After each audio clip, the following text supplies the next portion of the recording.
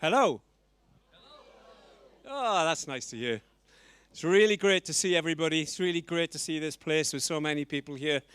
And on top of everything else, it's great to be able to be in a venue when you're face to face with real people and you're not on Zoom or some other kind of function that we've had to get used to for the last 2 years. This is fab.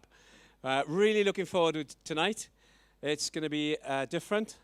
It's a book launch, but it's not really a book launch because it doesn't feel like one and it doesn't look like one, which is all fine by me. And I'm saying that as an author. My name's Alun Gibbard. I've been writing books for a living for the last 15 years. I'm celebrating 15 years of full-time writing this year. And pretty much every single year of those 15, somebody has come to me, either I know them or I don't, who've said, I'm writing a book, can you help me? And because I'm too soft, too shy, whatever the reason, I invariably say yes, even though deep down I know I don't really want to.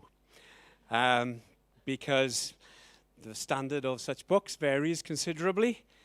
And then 2 years ago, I had one of those requests. And it was a case of, there's a mate of mine who's written a book. Can you have a look at it for me? And I'm thinking, oh, no. I don't want to. I really can't be bothered because I got other stuff that I'm doing and whatever.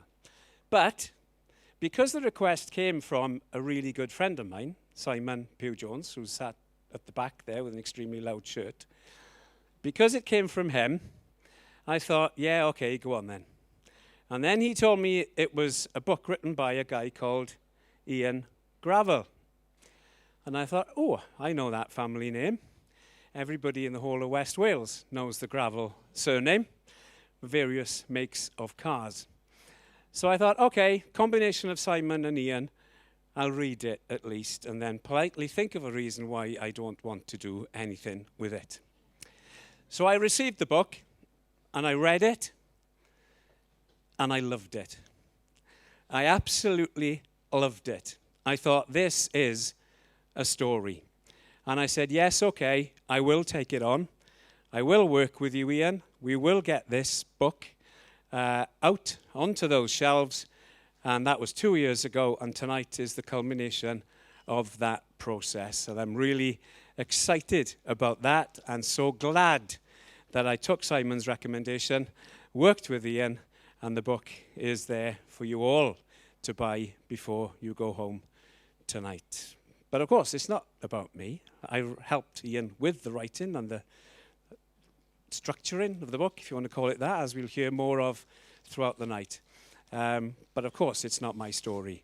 The story is about one certain individual. So let's waste no more time, and let's give him a very, very warm, special welcome, Ian Gravell.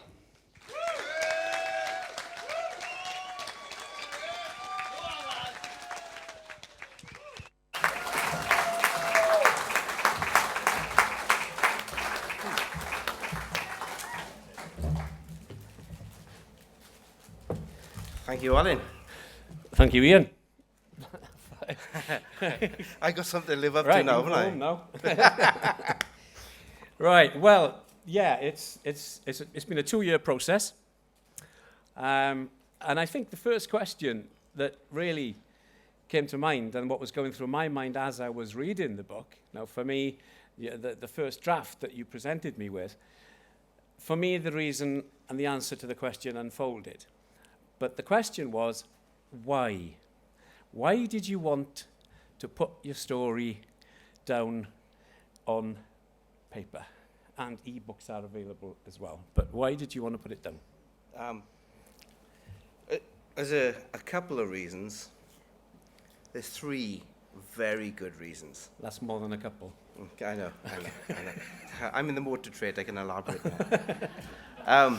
3 very good reasons.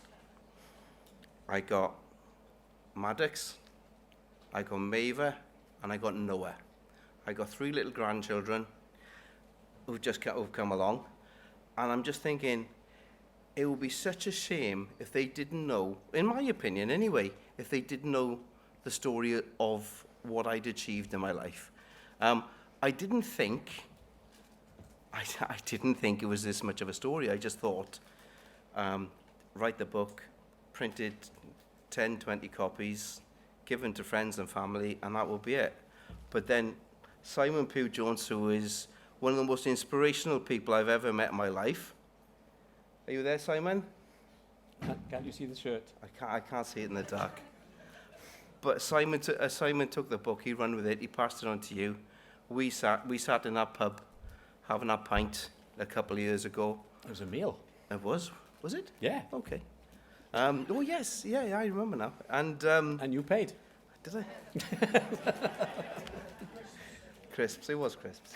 And here we are today. I mean, and plus the fact is, you know, the big reason, lockdown happened, I've always worked, I've always been going to work on a day-to-day basis. Lockdown happened, and I thought it was so unfair. You're just stuck in the house doing nothing all day. So my wife, Wendy, stated he went into a state of depression for about a week, and I watched every episode of Judge Judy that ever was recorded. Oh, that's why you were depressed. Yeah, maybe so. And then we opened a food bank in the garage. We run a food bank in the morning. I'd sunbathe in the afternoon, have dinner with Wendy in the night, and then I'd start writing. I'd start writing about 10 o'clock at night, with the aim to write till about midnight. And all of a sudden I was writing through till 5 o'clock in the morning, and 7 weeks later I had this manuscript, and I thought, well, what can I do with this now? Well, for me to pick up my side of the story and to elaborate a bit on what I just said earlier on, why did I choose to run with your book when I was so reluctant and had said no to so many previous requests to look at my book? The simple reason was the story. If it was just Route 66, I might well not have run with it, as it were, in the way that's happened over the last 2 years. But because it's about a lot more than that, and because there's a lot of you in there, for me, it's a more special book. But of course, Route 66 is a massive, massive part of that. It's 2,000-mile long part of it. And I don't know, we're hoping throughout the evening to hear some contributions from some people in different parts of the world, different countries. And our first contributor is somebody who's on the Mother Road. Do you want to explain a little about him? I'm not sure if he's ready, but we'll keep going until we find out. Well, Jim Livingston lives in Amarillo in Texas, and Jim did a thing a couple of years back. He set a portrait system on Facebook saying, I am Route 66. So you had all these massive names on Route 66, such as Harley and Eric, and Angel Delgadillo in Seligman, and all the people where the road means so much to them. They'd have a photograph, a portrait taken of them with a frame around them stating, I am 66, and with a little phrase of why Route 66 meant so much to them. And it is. The project is still running. It is a passion. It's a project he's done with passion. Jim is a character. I was on the phone to him a couple of nights ago. We were on for an hour just talking about tonight. He's come up through the Catholic Church, quit the Catholic Church because he really didn't believe in some of the things going on there. He became a bail bondman in Texas, and then he's been a war correspondent for a news channel, and now what he's doing is taking these portraits, and he loves Route 66. So we were talking the other night, and he goes, "Well, how many times have you done Route 66, Ian?" I said, "Well, I've done it the once." I goes, "Get off," and he goes, "But you know so much about it." So well, I've made it. I enjoyed the journey so much. I enjoyed the whole aspect of it, the culture, the history, that I've made it my passion to know more about it. So, he's a really interesting guy. He looks a bit way out there, but he is a really interesting guy. Well, the next question, obviously, is not so much to you, is to do we have Jim Livingstone? We do. Oh, hi, Jim. Are we going to sound, Jim? Wait 1 minute. Okay, now can you hear me? I can hear you, Jim. How are you doing? Doing fantastic, Ian. How are you guys doing? Looks like you're having a great time. It is. It may be dark out there, mate, but there's loads of people here. Yeah, there's just 5. Well, I'm jealous of the 2 pints sitting there on the table, man. If I'd have known that, I'd have got one so I could join you. Absolutely. Jim, we started talking off a minute ago about your project, I Am 66.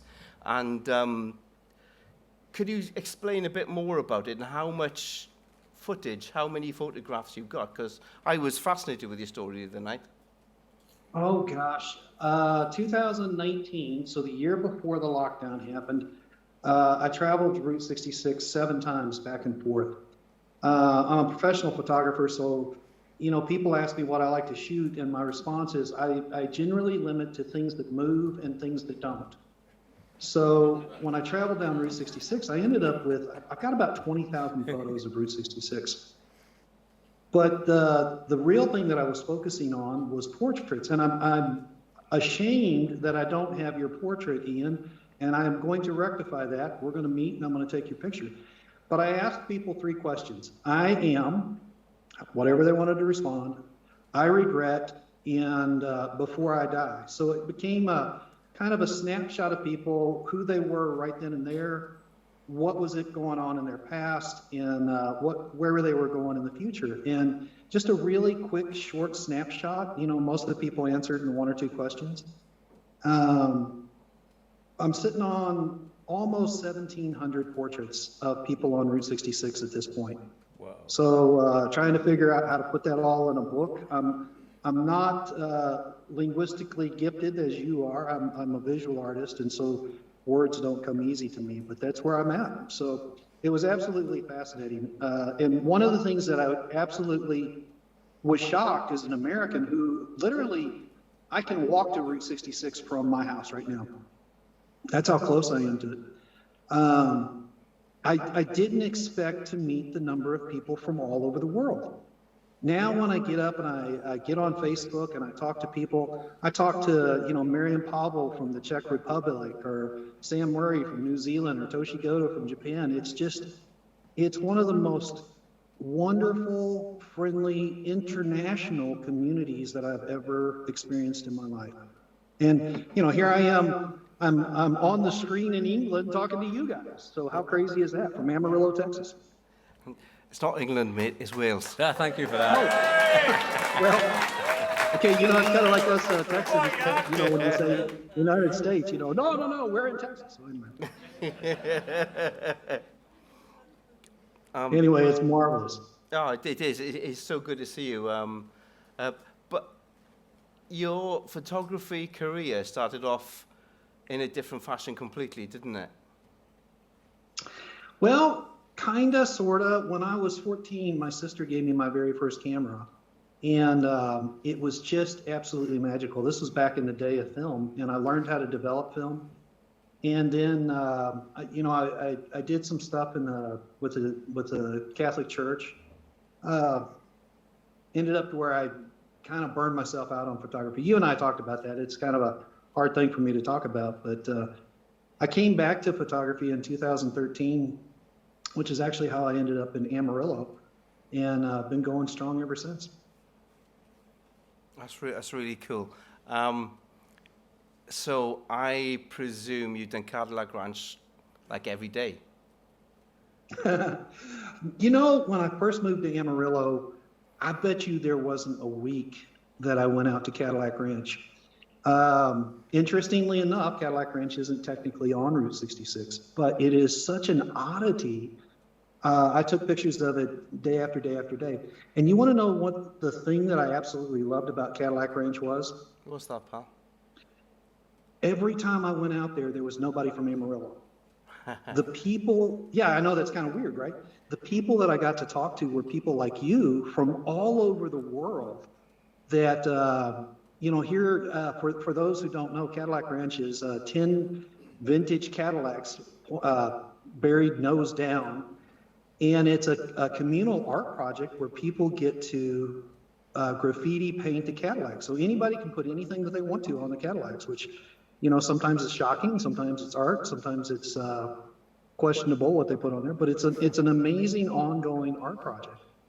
But never did I meet people from Amarillo. It was people from all over the world. Rarely did I meet people from the United States. So, but that's kind of Route 66. It's an oddity. It's a quirky kind of a thing. It's a tourist trap, As odd as it is, it seems to epitomize what Route 66 is about. I agree, because myself, I see Route 66 as a massive art project. Then you've got the music, you got art, you got museums all the way around, all the way down. You could take a year to do it, and yet you still wouldn't see half of it. Would you say that's a fair comment? Oh, yeah. So if the year 2019, when I traveled it 7 times, and part of that was cheating, because here I am right in the middle of it. So I'd go to LA and back to Amarillo, right? And then I'd rest. And then I'd go to Chicago and back and I'd rest. Or I'd go to Oklahoma City and I'd take pictures and I'd come home. So, but if you add up all the miles, it was 25,000 miles on Route 66 in a year. The very last trip that I took, I passed stuff that I had already passed. And a lot of Route 66, I have traveled all of my life. Like anytime I go to Oklahoma City or St. Louis, I travel right down I-40 or, and a lot of times I'll try to stay off of the interstate and just go Route 66. So, every single trip that I took, I would see something and I would swear that they must have just built it and put it there because I didn't see it before, And I would stop, and it's been there since 1950. So you're exactly right. The other thing is it's always changing. New places are going up, old places are coming down. Historic buildings change from a museum to a restaurant back to a museum. So, Route 66 is really a historic thing, but it's also a living, changing thing that changes every single day. That's great. One of the challenges, one of the criticisms I had when I was doing Route 66, people were saying it's not there anymore. It doesn't exist. You're not going to do the true Route 66. But my argument is, it is what you make it. Would you not agree? Yeah. Do you see Route 66 as having a future as a tourist attraction that people will follow going on in the future? Yeah, I do. Technically speaking, and right here in Texas is a perfectly good example. From Adrian, which is considered the midpoint of Route 66. You remember the Midpoint Cafe? Did you have some pie there? We got there on a Sunday. It was closed. Oh, man, you missed the best pie in the world. From there to Glen Rio, which is a ghost town, most of that property is actually now, that was Route 66, is now owned by farmers. That it's no longer a highway. You can't even travel it because it's not even a dirt road any longer. It's plowed up fields that they're planting. Only about 85%, I'm guessing at that. I've read that, and my brain just isn't processing right now like I want to, but I think it's like 85% of the actual Route 66 is left. So part of it is gone, frankly. And when it was decommissioned in 1985, it was bypassed and all kinds of stuff. Our airport here in Amarillo, the Rick Husband International Airport, after it was decommissioned, the runway expanded. And so the runway, actually, the airport property has taken over what used to be Route 66, and the runway now crosses what used to be historic Route 66. But there's not even a road there any longer. It's plowed up. But what's happened, and you mentioned Angel in Arizona. Angel is one of the pillars that has done this. People began to realize that Route 66 had so much historical value and cultural value. It was in our movies, it was in our literature, it was in our in our legends. It was in our music. You could hear about it on the radio. And just about every American my age has memories of going on road trips down Route 66. It was the main road to go to Hollywood or the Grand Canyon or any of the things that are so famous throughout the world, not just in America. And people began to kind of turn their eyes backward to, hey, what was that road that I traveled on as a kid? You had Michael Wallace, who wrote his famous book, and then cars came out, and people began to say, hey, we've lost something. And now we're taking historical steps. We're actually taking legal steps here in America to preserve Route 66 as a historical highway. So many states have actually redesignated Route 66 as historical Route 66. So we're trying to preserve what we still have left. Yeah. Am I talking too much? Nah, that's brilliant, mate. So in 2026 is the centenary. Is that not crazy? Yeah. And I look forward to seeing you in 2026 when I come over again, mate. We will have a pint. Exactly. I'm very grateful for you being here tonight, mate. Ladies and gentlemen, can you give Jim a big hand? Thank you very much. Thank you, Jim. Love to June.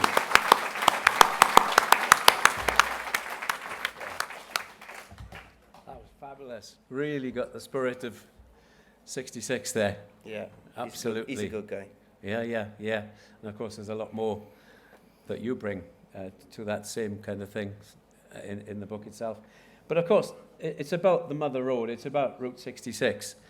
But that's only one part of the story. And this, for me, is pretty much the main reason why I thought, yeah, I want to be involved with this. Yes, the adventure stories on Route 66 are fab. The history that you get of what Ian brings, that he came across when he made the journey, are amazing. There are funny stories there. But it's the getting to Route 66 that, for me, is the real story. It says on the back of the book, but his journey to be able to ride a motorbike in the first place was much more of a grueling challenge. In fact, his initial battle was to keep hold of life itself. When he finally managed that, he had to learn to walk again. And then he learned to ride a motorbike. That's the story. And you're very honest when you deal with a very dark part of your life that leads up to the adventure on Route 66. But it doesn't start there. So it's me now, is it? Yeah, okay. Well, I can read from the book, but I'd rather hear it from you. Okay. So back in January 1996, for those who don't know, I had a car crash. One of those car crashes on a Friday night. I didn't know if I'd come through it. And, but I did, obviously. But I had fractured my skull, I'd broken all my ribs, and I broke my legs in 26 different places between my hips and my knees. And,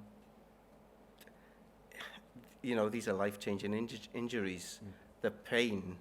And, there's people here tonight who know exactly what I went through, who were there holding my hand when I quite frankly didn't think I was going to live. And it was ridiculous because everyone's saying, "No, you're going to get through it," but you got a little nagging doubt in your head saying you're going to die. These people are come in just to show you lip service, and after they've gone, sometime during the night, you're going to die. So you change everything. You don't want to go to sleep. I don't go to sleep because I'll wake up dead. Yeah, I noticed that, boy. Rich was in hospital at the same time as me. Rich was opposite me in a 4-bedder, and he was the biggest pain in the arse I've ever met in my life. Right. But they were hard times, weren't they, Rich? Yeah, as you say, you woke up in the night not knowing if you're going to see the morning. Yeah. But we supported each other, and we're here today, and we're still great friends. We meet up. I was in his 60th. He's got 19 tractors. Where'd that come from? That's a bit random, yeah. When I bought three motorbikes, Wendy said, well, you can only drive one at a time. How he coped to 19 tractors, I don't know. Yeah, but hang on, my wheelchair was faster than yours.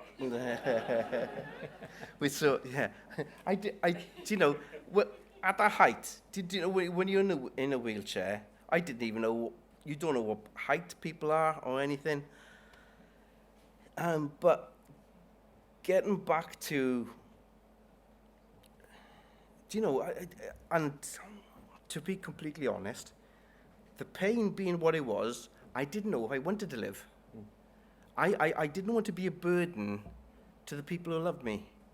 I thought it would have been a far easier thing if I just slipped away, and that was it. And to deal with that, and to come through it, and you can say it's strength of character, or that's the person who you are got it through.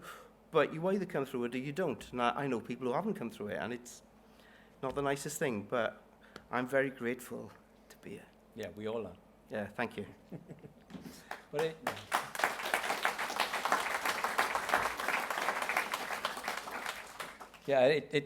It's the human story that weaves its way through the Mother Road story that I think that elevates this from, and I don't mean to belittle just a book for your grandchildren, there's nothing wrong in that, but this is what elevates this book from being just a personal record for your own family. It's much more than that. This is of use to people who have been through similar things to you. I mean, I had quite a horrendous hospital experience, different to you, not involved in the crash, but it was an asthma attack, etc. And I resonate. When you were talking about it, I said, yeah, I get that. And that's going to be so true of so many people. But you did pull out. You had to learn to walk again. Yeah. And you already touched on in the interview with Jim earlier that Route 66 has got art and music scattered all over it. And music particularly played a part in your attempts to walk again in one particular track. Learning to walk again, yeah. So I hit a plateau. I couldn't walk any further. I couldn't do it. I could about stand up, and my legs were extremely thin, load of muscle wastage, and so I couldn't get that. I couldn't get that aspect, because walking is a mechanical action. So you've got to collapse in motion. As one leg collapses, the other takes over the weight of your body, and that's how you learn to walk. I couldn't do it. I really couldn't do it. And I was trying to work it out mathematically so I could do that actual action of one foot in front of the other. I just couldn't do it. And then in physio one day, you'd have like, as you can see, Simon's tank there. You'd have 2 parallel bars. You'd have to walk there. And they did everything. My daughter, Abby, is here today.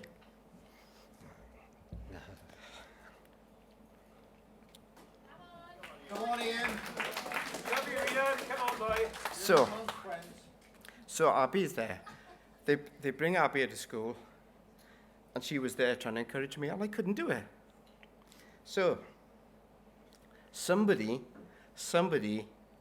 and I reckon it could be someone here tonight, gave the physio a record, tape. Can you remember tapes? So it was Bruce Springsteen's album, Born in the USA. And I learned to walk.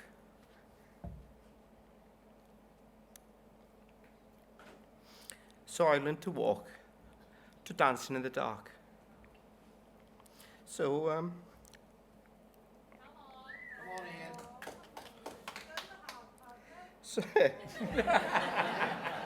Ian. We haven't started that bit. But anyway, sorry, right, okay. So so you got that song, Dancing in the Dark, you got that line in it, you can't start a fire without a spark. And it's there. You cannot do it unless you put the effort in. And all of a sudden, I learned to walk. So the song Dancing in the Dark has become my best friend. It's the song I turn to when I'm not feeling great, when I'm to cheer myself up, as much as I'm crying now. But it's a great song, and it's had a massive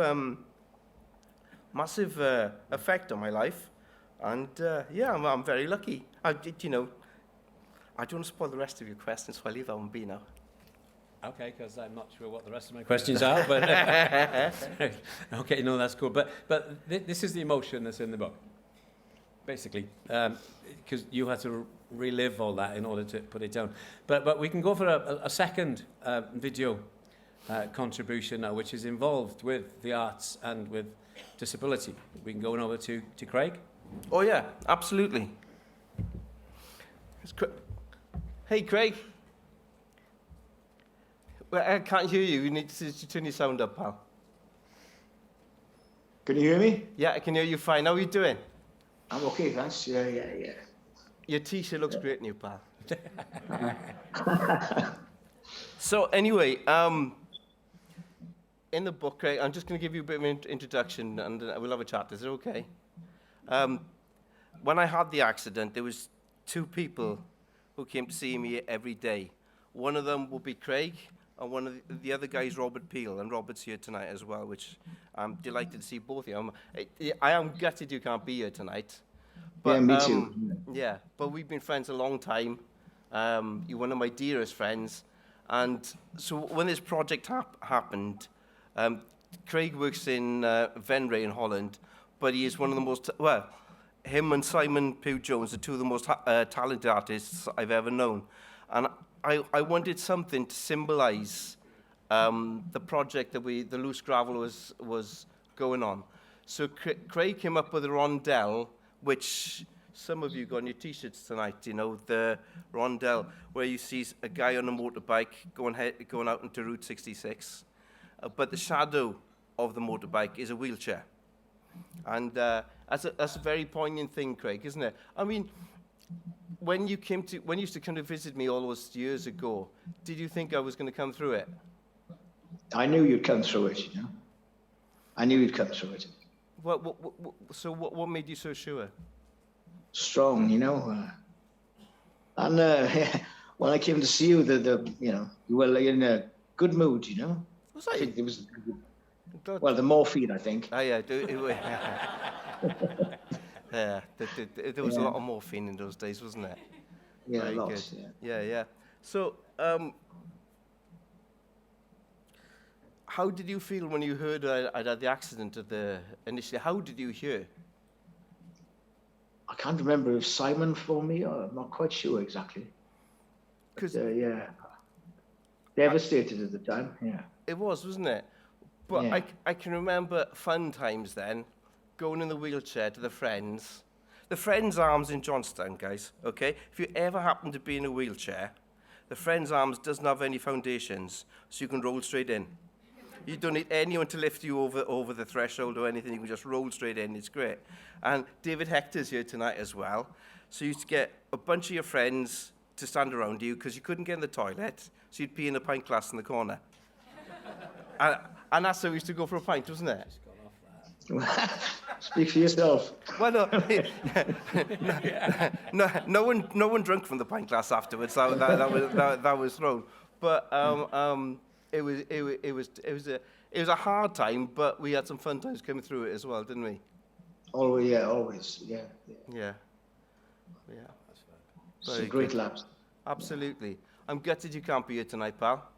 Yeah, me too. Yeah, I've been a good boy today. But I look forward to seeing you soon, yeah? Yeah, take care of yourself. Have a great evening, okay? Thanks very much, Craig. I love you, man. I love you too, pal. Thank you. Take care, everybody.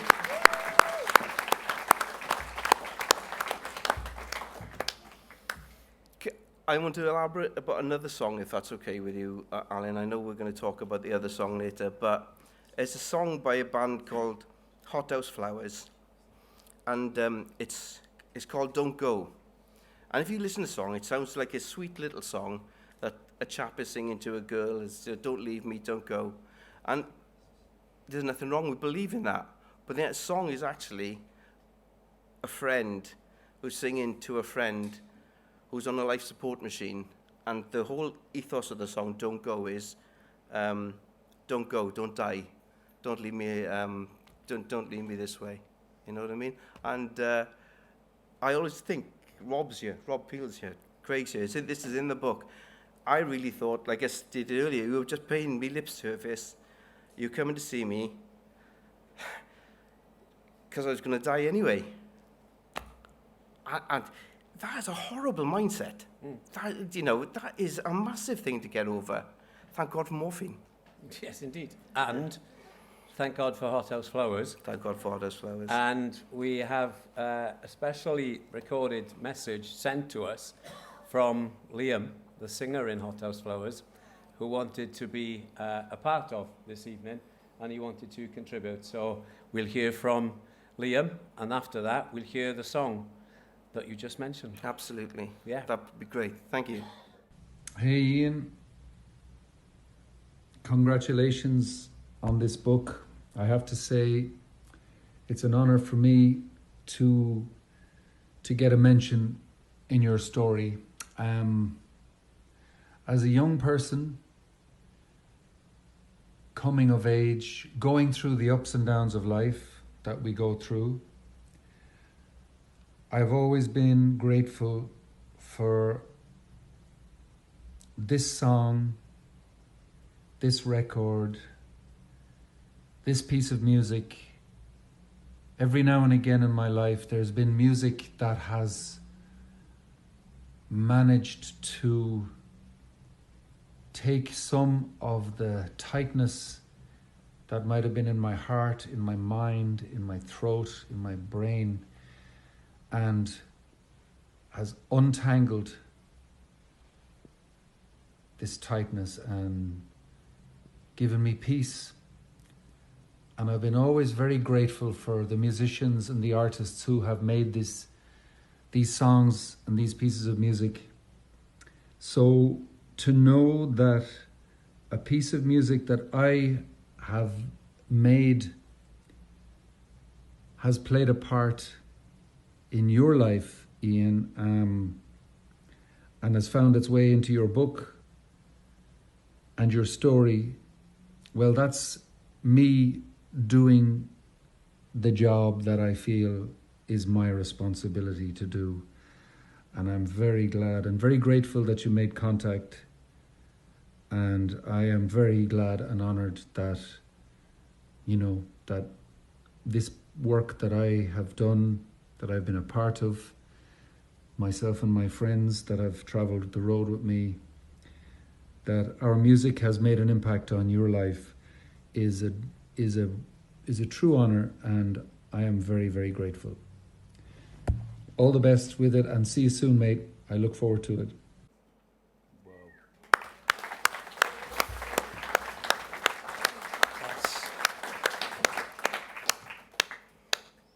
Yeah, and let's hear that song.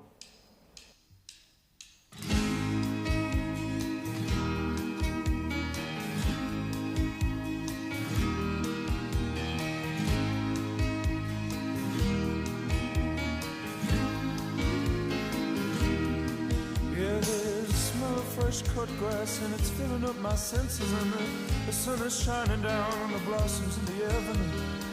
There's a buzzing fly hanging around the bluebells and the daisies. There's a lot more love in you left in this world. Don't go, don't leave it now.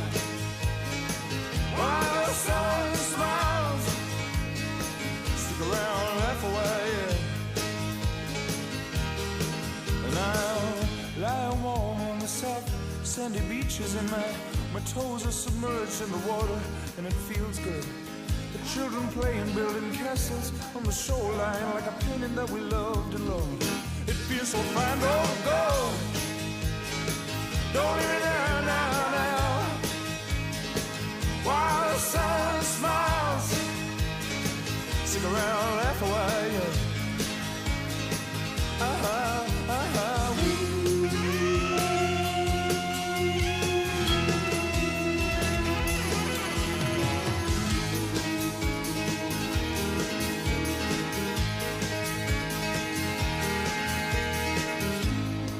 white horses and they're coming at me at a pace now. And there's a blue Sirocco blowing warm into my face, and the sun is sparkling on the underside of the bridges, and the cars going by with smiles in the windows. There's a black cat lying in the shadow of a gate post, and the black cat keeps telling me the look is on its way. There's a black cat lying in the shadow of a gate post, and the black cat tells me that look is on its way. Don't go, don't lay down now, while the sun smiles.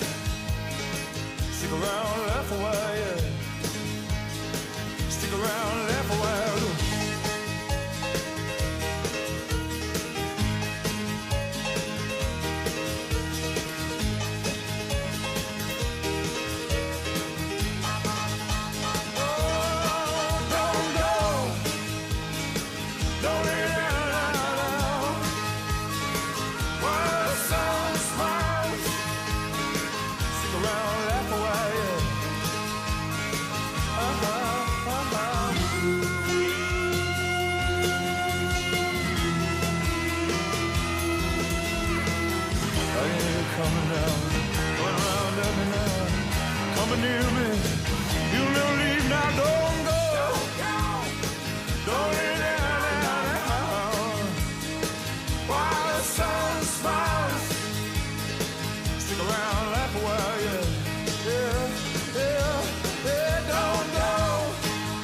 Isn't that a brilliant song? Yeah, and yeah. I certainly won't be hearing it in the same way from tonight on. Hear it in a completely different way, and so glad you did stick around. Yeah, cheers. Thank you for that. I'm quite glad about it as well. Yeah, it's good. Right, well, we're going to have end of part one now, basically. No adverts, thankfully. Just a hugely talented singer-songwriter is going to play while we have our break. Go to the bar, buy the book, buy things at the back there as well. We'll have a 15-minute break now. And during that break, we're going to have a hugely talented guy who I've had the privilege of hearing more than once myself. He's going to play for us. And then at the end of the evening, he's going to play a fuller set as well. So enjoy yourselves in the next 15 minutes before coming back, while Ragsy is going to sing and play for us. Thank you, Ragsy. Thank you very much.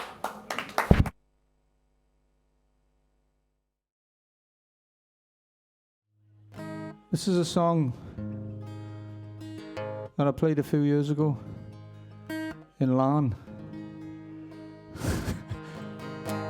And it's kind of connected tonight with Ian as well. I remember having a good drink with him a few years ago and playing this song, and I didn't realise the significance of it. But yeah, I played this song in Alun after getting land. It's a good drink there. It's a Bruce Springsteen song.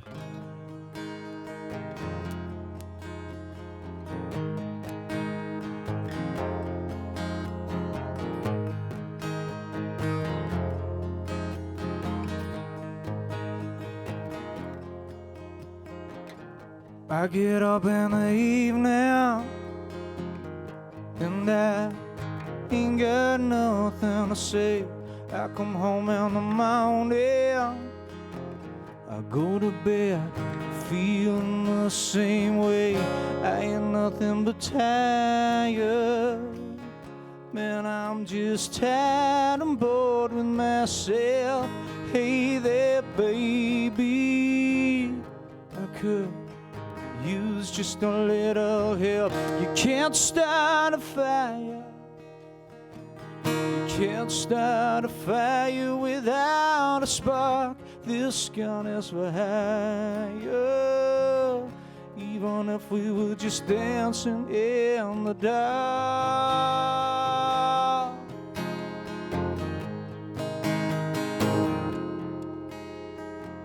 Messages just keep getting clearer. Radio's on and I feel like moving around this place. I take a check in the mirror. I wanna change my clothes, my hair, my face. Man, I ain't going nowhere. I'm I'm living in a jump like this. Is something happening some way, baby? I just know that there is. You can't start a fire. You can't start a fire without a spark. This gun is for hire. Even if we were just dancing in the dark.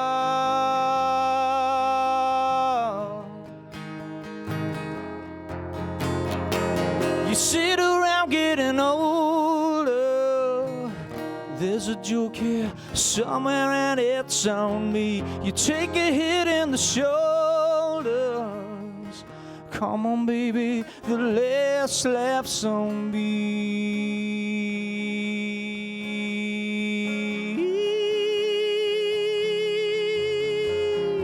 Stay on the streets of this town. Will there be carving you up all night? They say you gotta stay hungry. Well, I'm just about starving tonight. I'm dying for some action. I'm sick of sitting around trying to write this book. I need a love reaction. Come on now, baby, give me just one more look. You can't start a fire. You can't start a fire without a spark. This gun is for hire. Even if we were just dancing in the dark. You can't start a fire. You can't start a fire without a spark. This gun is for hire. Even if we were just dancing in the dark.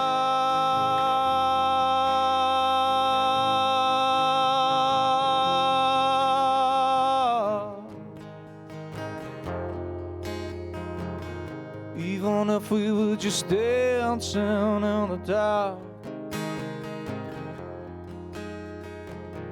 Even if we were just dancing in the dark. Even if we were just dancing in the dark.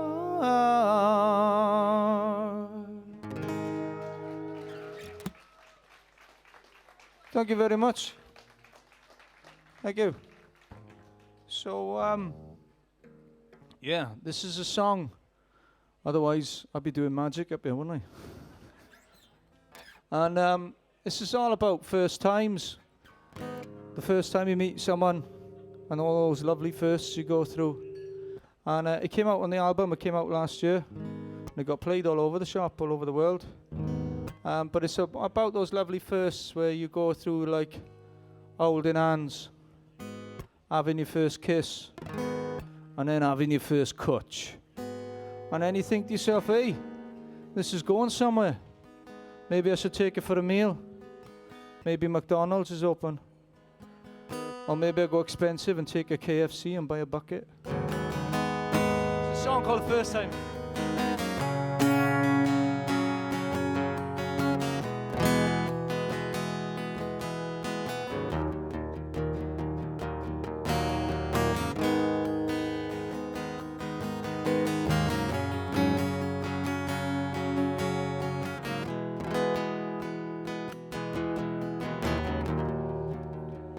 Do you remember the first time?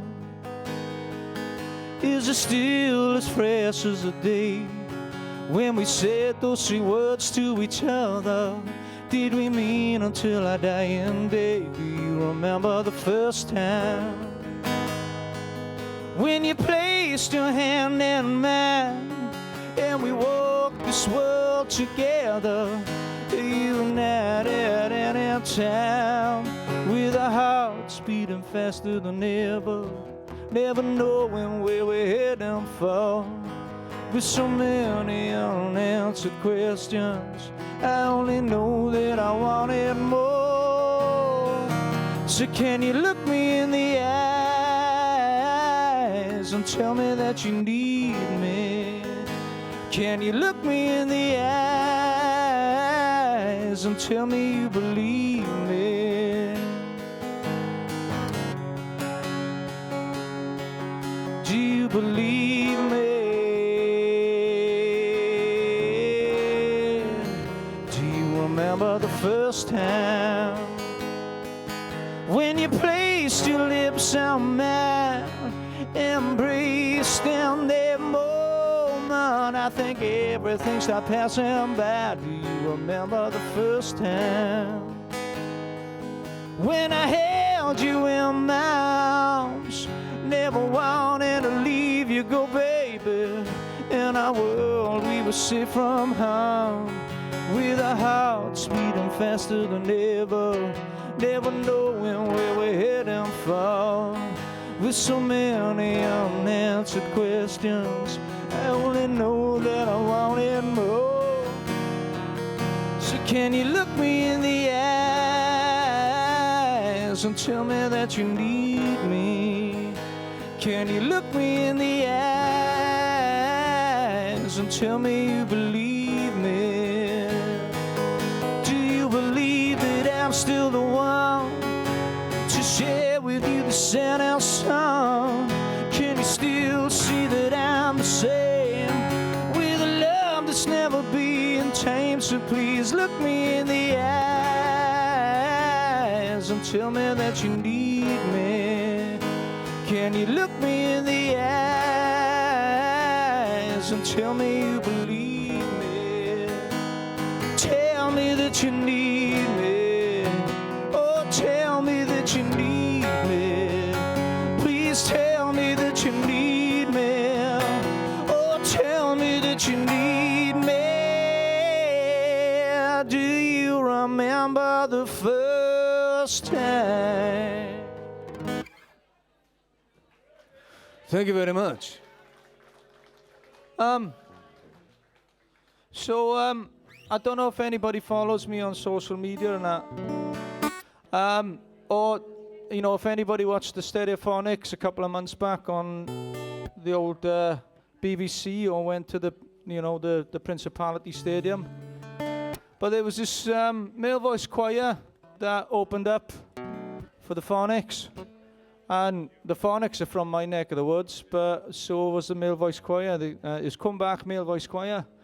And two of my ambitions in life, because despite the accent, I'm not a Welsh speaker, but I am learning. One was to sing one of my songs in Welsh, and the other was to be in a room with 84 blokes. Singing, sorry, there's always a delay. Comeback Male Voice Choir featured on a single of mine that came out in 2016. I just like the name drop, to be honest with you, you know. So this is the Welsh version, and I'm really sorry to you guys in the front row, but if you get covered in spit, it's because I'm again fluent.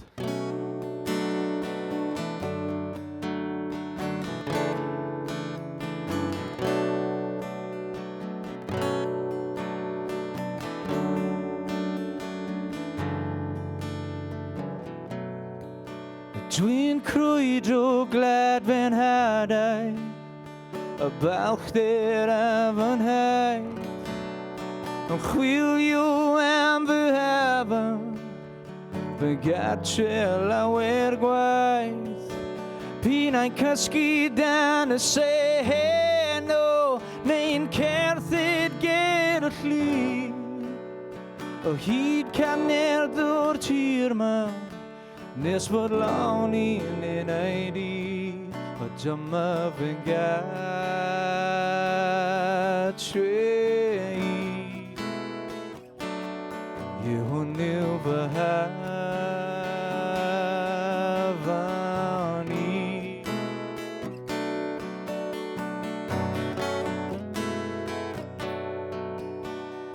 O wawr sydd yn torri nawr, dwi'n hapus iawn fy mi. Dyma lle mae'n halon i, a dwi am fod ma o hyd. Y cefn mod i'n crwydro lawer gwaith, ac yn diolch am fod yn rhydd. Am y fydda i am beth y dofan ôl y ddiwedd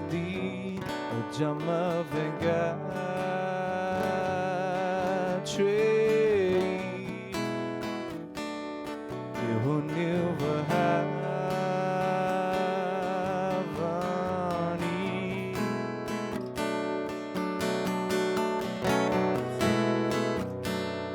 You'll never have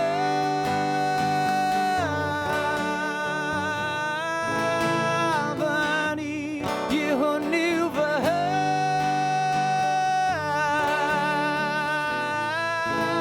have any. I'm a man hatchet, I'm a man haloni, Jama play by the heat.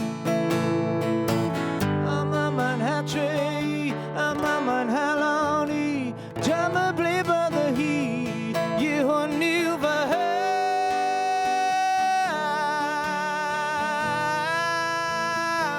any. You will never have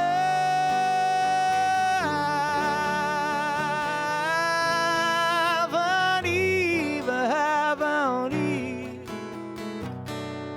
But have any. But have any. But have any.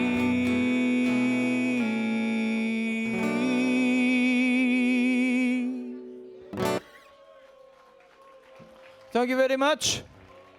Anybody covered in spit? Are you all right? Yeah?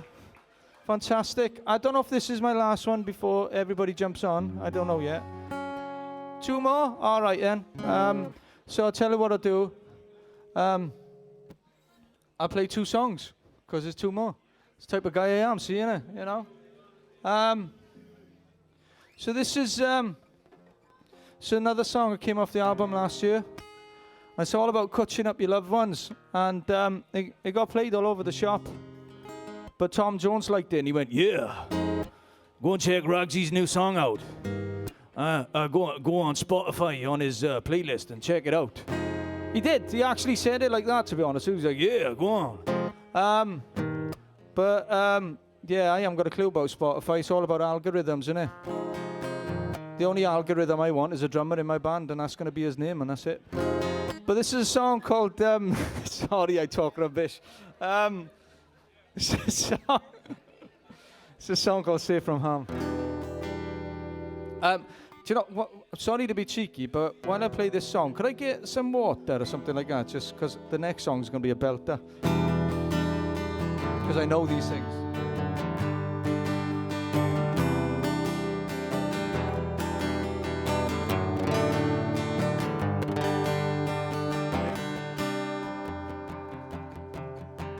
I'm going to wait now just to say thank you. Thank you very much. There's a crack in the curtain and the light is pouring into this room. It's 4:30 in the morning, but I'm still here holding you. And your eyes are open, but your mind is elsewhere. Well, I draw you in closer and whisper, there's no need to be scared. 'Cause I've got you if you fall. If you let go, there's no need to be afraid anymore. 'Cause I've got you in these arms. If you let go, I will keep you safe from harm. I will keep you safe.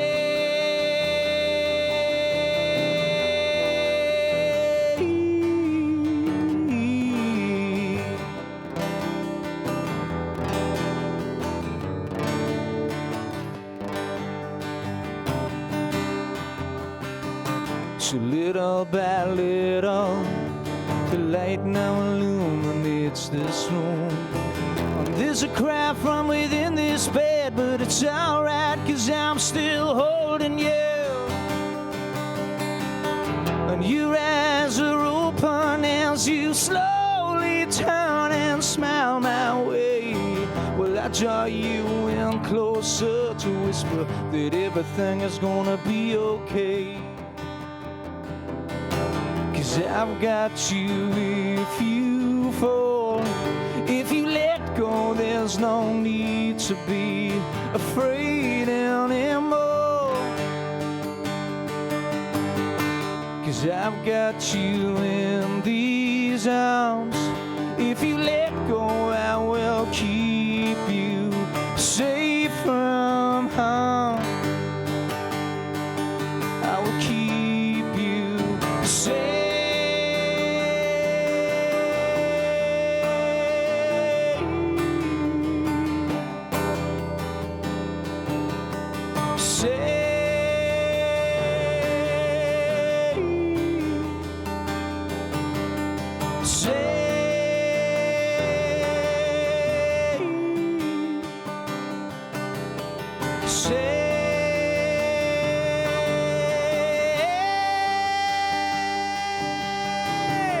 I've got you if you fall. If you let go, there's no need to be afraid anymore. 'Cause I've got you in these arms. If you let go, I will keep you safe from harm. I will keep you safe.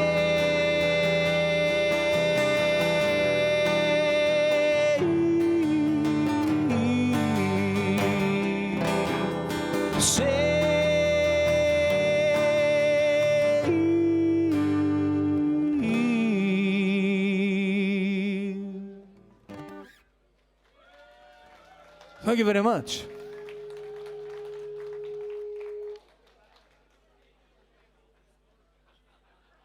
Okay, so this is going to be my last one, and then Ian is going to be back on you telling the second half of his amazing story. I'd just like to thank Ian for inviting me to perform, and to you guys as well for putting up with my nonsense for the last sort of 15 minutes. So one of the songs off my album that came out last year is a song called Under Clear Skies. It kind of has a bit of a similar thread in sort of going on a journey and trying to get back to your loved ones and hoping that everything feels the same. And it was a long road. I was trying to get back to someone. Not anymore.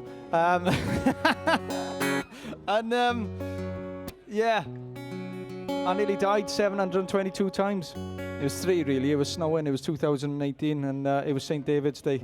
Remember that? So this is a song called Under Clear Skies. It was released as a dance track as well, but you know, I haven't got glow sticks or a deck, so I'm gonna do it acoustically. So there you go. Yeah.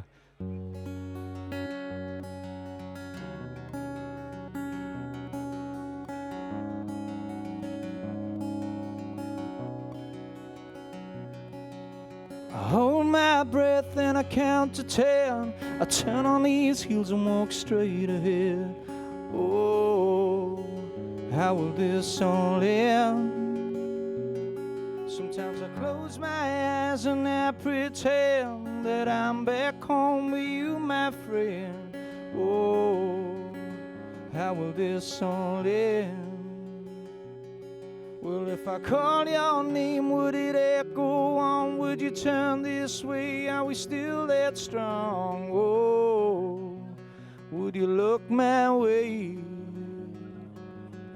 My heart is yours, are you mine? And if we were together, would we beat in time now? Oh, beat away. 'Cause under these clear skies, under these clear skies, I will make my way.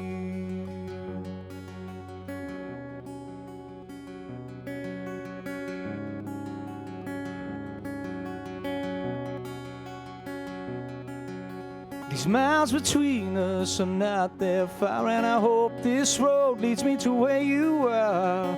Oh, in those arms again. These stars light up on this beat-on track, and I made my wish, I've made my pact. Oh, get me in those arms again. Well, Well, if I call your name, would it echo on? Would you turn this way? Are we still that strong? Oh, would you look my way? My heart is yours, are you mine? And if we were together, would we beat in time now? Oh, beat away. 'Cause under these clear skies, under these clear skies, under these clear skies, I will make my way.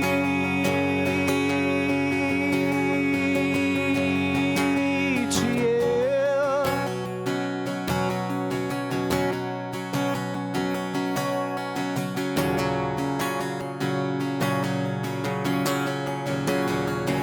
So beat away.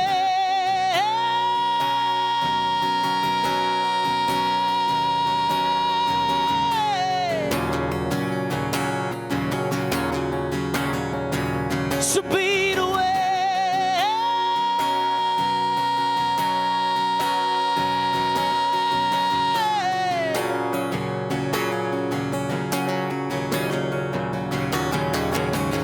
I'm on my way, love. I'm on my way, love. Soon night and day, I will find you. I'm on my way, love. I'm on my way, love. Soon night and day, I will find you. So beat away.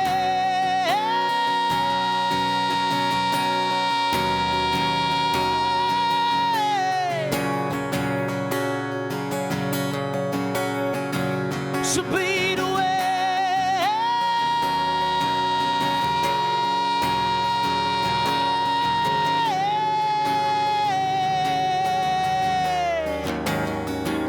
So beat away.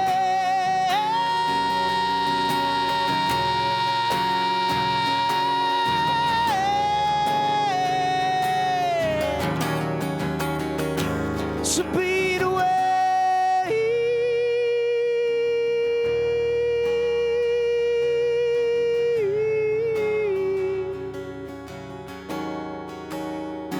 So beat away. Thank you very much. See you in a bit. Welcome to the second half with Ian and Al. Thank you. Thanks for that. Yeah, well, here we go. We'll pick up the story again, Ian. It's a book, which is the most obvious thing I've said tonight, probably. So it's good, I think, that we maybe hear something from it. And if you want to read, that's the bit that you said, if I'm not mistaken.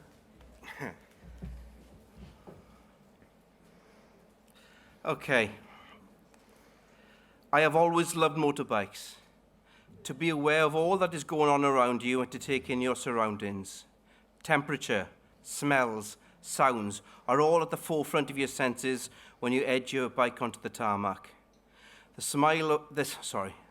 smell of fresh-cut grass, cakes baking, barbecues cooking in the summer, and even the aroma of rain brewing on the horizon are part of the journey, along with pavement conversations, music blaring from packed venues, singing, arguments, all dragging you into the mix.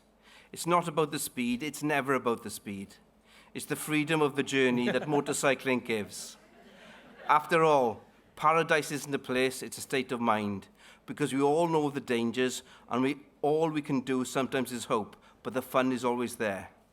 One of the beautiful things about motorcycling is the stories that unfold during the journeys you make. Sadly, during the pandemic, the journeys have been shorter and the stories eked out have been less and not as colourful. But in the melancholy, other stories happen. A little walk to the shed to find a well-loved open-face helmet I bought in Venray, Holland years ago with my pal Craig Lewis. In the helmet, there is a little wren's nest tucked into the safeness of its protective foam. I'm excited to find this and eager to see fledgling chicks hatch, find their wings and start their own journeys with exciting stories to thrill. I can't wait to twist the throttle again, get out in a safer world to get some more miles under my belt and begin fresh chapters myself. But that's the next book. Let's get on with this one first. Wow.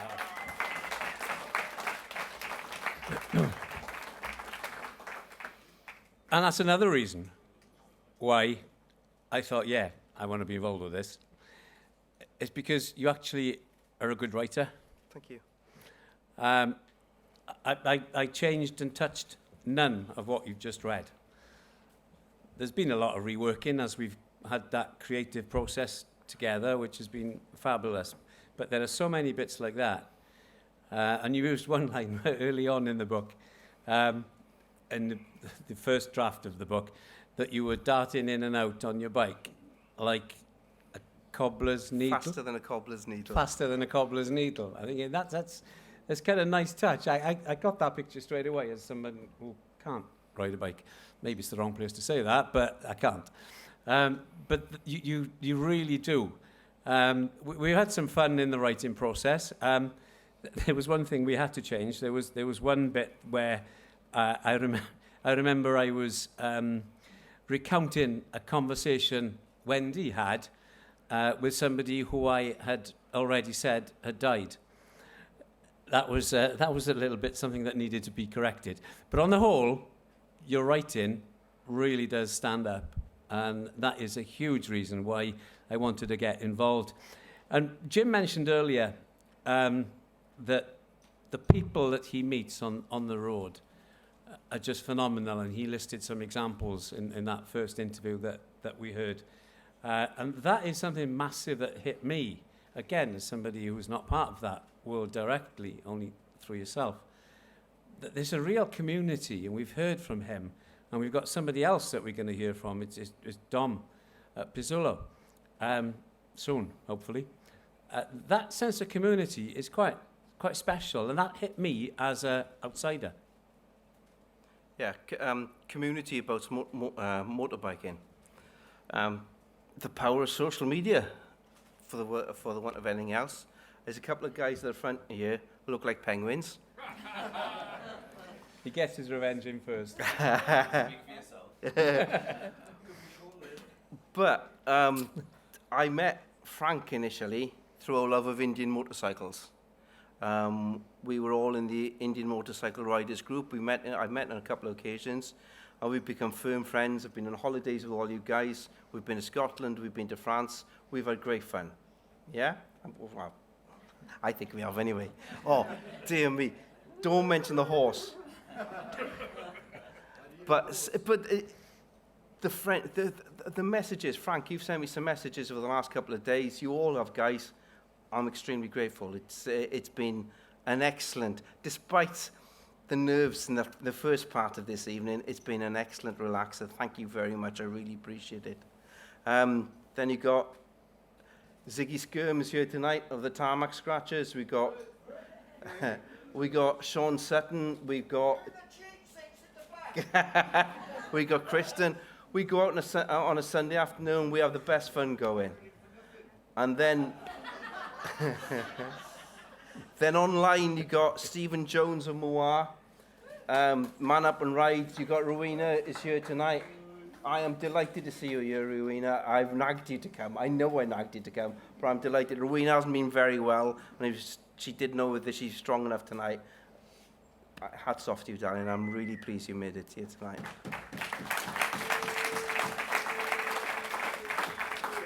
So the friendships that you make on the road are just superb.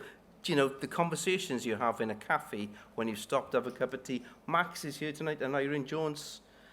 The people you just meet in cafes, and all of a sudden, there's the gentleman from Reed Lewis here tonight who used to buy cars for my grandfather. Yeah, it just, it is all about, what is life if you haven't got friendship? Doz is here tonight. Doz is here somewhere. David Hector, do you know what I mean? We've had some great stuff. We got Adrian, we got loads of people here tonight, mate. Yeah, I'm a very lucky person. Well, let's hear, hopefully, from somebody. Dom is in Pennsylvania, if I'm not mistaken. There's a little town on the border between New Jersey and Pennsylvania called New Hope. And New Hope is one of the coolest places I've ever been in my life. And so we went in this little motorcycle accessory shop called Rule 32, and I met Dom for the first time. And we've been friends ever since. I've only met him one time when I went to see Bruce Springsteen in New York, and we've become friends ever since. I think he sent a video. I don't think he's live tonight. Am I right? Find out now. Okay. Let's see. Hey, Ian, it's Dominic. I just wanted to say thanks for including me in your book release.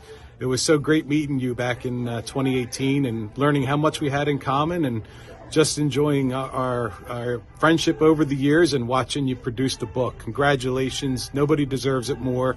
What a great story. Fab. Thank you. That's a good one. Yeah. You mentioned in part one, learning to walk to dancing in the dark, and now you've just touched on seeing Springsteen in New York. Tell us that part of the story. If you want to meet one of your idols, one of your inspirers, there's one thing you really need: a tolerant wife. So we queued for hours. It was when Springsteen did the Springsteen on Broadway sessions. It was a very intimate theatre. We got to New York. We'd be staying on my sister in New Jersey. We'd gone all around New Jersey. We saw the bungalow that Springsteen wrote Born to Run in, and things like that. It was great. Down to the Jersey Shore, down on Asbury Park. We saw the fortune teller's hut that he sings about. We went to the Stone Pony. We went to Wonder Bar. I was in my element, and Wendy, bless her, tolerated me.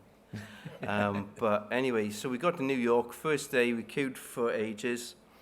I met his wife. His wife signed his book, and he's also written a children's book called Outlaw Pete, which is a great book. She signed that one.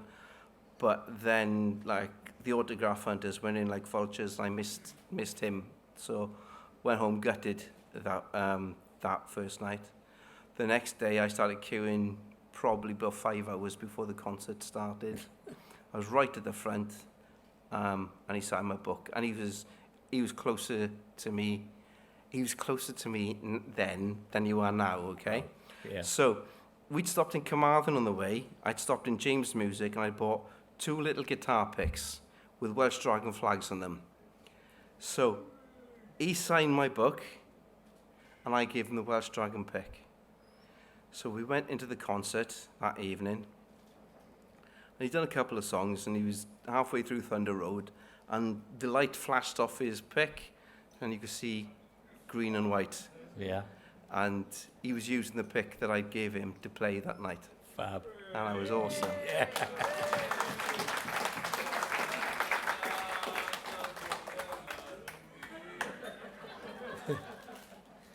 Right, this next bit could be dangerous, because we're going to ask if you have any questions that you want to ask Ian from the floor. Oh, no. Okay, fine. Moving on. Does anybody want to ask Ian something on any aspect? Yeah, there's one hand there. What was the greatest part of Route 66? Greatest part of Route 66? The art. Full stop. It's not the motorcycling, the art. The art is superb. The wall art, the murals, the museums, the art, the yard art, the people you meet. The art is the mad people, the sane people.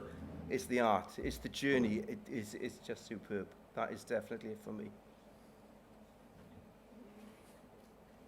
I can see. Rich. Ian, are you brave enough to tell them the story of your dad's socks? As I know I can't do it, sorry. Yeah. Hand if you want. No, it's okay. It's okay. It's not that bad. My body taking such a beating, yeah. Every night at 6 o'clock, I'd go into shock. When you were in hospital? When I was in hospital, yeah. So, you know, I had my legs in machines which are basically exercising my legs all the time. And my body used to go into shock at 6 o'clock, and I'd be shaking in bed, and I'd be freezing cold. And I can remember it was February and it was snowing, and my feet were so cold, and my dad having to take his socks off to put on my feet.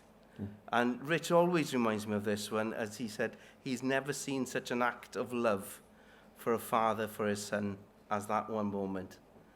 And I can remember father coming back, he goes, I bet not got bloody chilblains. But that's a lovely story. Yeah, thank you. Anybody else? Yeah? Frank? Ian, you're an inspiration to all of us because of the life you've led and the love you give to all of us. I mean, you've been one of those guys that have made our lives so much better. So I have a question and a request. okay. So you, when you said to us coming here tonight, I asked you what the dress code was. Do you remember what the answer was? No, I haven't a clue. Well, you're going to learn it very quickly. Okay. I can assure you. My question to you is, what was the brightest moment in the way that you led your recovery from that tragic situation of not being able to walk? But before you answer, I need you to remember what you told us what your dress code was. I'd like you to answer it wearing this. Do you remember now, Ian? Oh, yes. Yeah, I know, I remember now. And I'm going to remember you that if you're going to be a piss taker,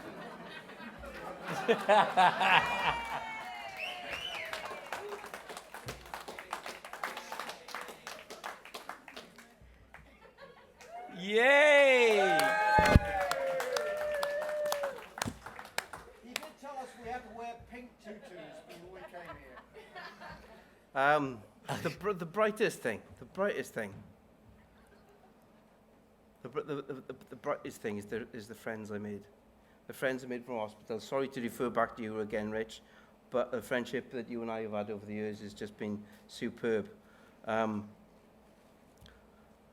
We used to get up in the morning, right? And I used to shout over to Rich, I say, how are you doing? He goes, sod off. Sod off, actually. No, it was worse than that, but I'm on stage and my kids are here, so I can't say that. But, I mean, we were genuinely horrible to each other. But in that horrible situation, being horrible to each other, we kept our spirits up, kept it laughing, and kept it going. And that's all it was. We could relate to each other because we were both going through the same thing. Do you know what I mean? The funniest story, I think this is in the book, but Rich couldn't get to the toilet. He thinks he could beat me in a wheelchair, but he couldn't. Because it is in the book. it is. His lungs were so compressed that he couldn't push himself out. He couldn't push himself. So they took him to the toilet once. And I was passing in the wheelchair, and he's sitting in the door was open. So he's sitting there, everything on display, and he goes, Ian, close the door, everything is in my knob. Jealous, he will get you nowhere about it. And what are you going to do? I just went on by, left the door open. Yeah, it's those funny moments. It's those funny moments, that's it. Those are the bright things, those funny moments which keep you going. I'm hoping you don't die.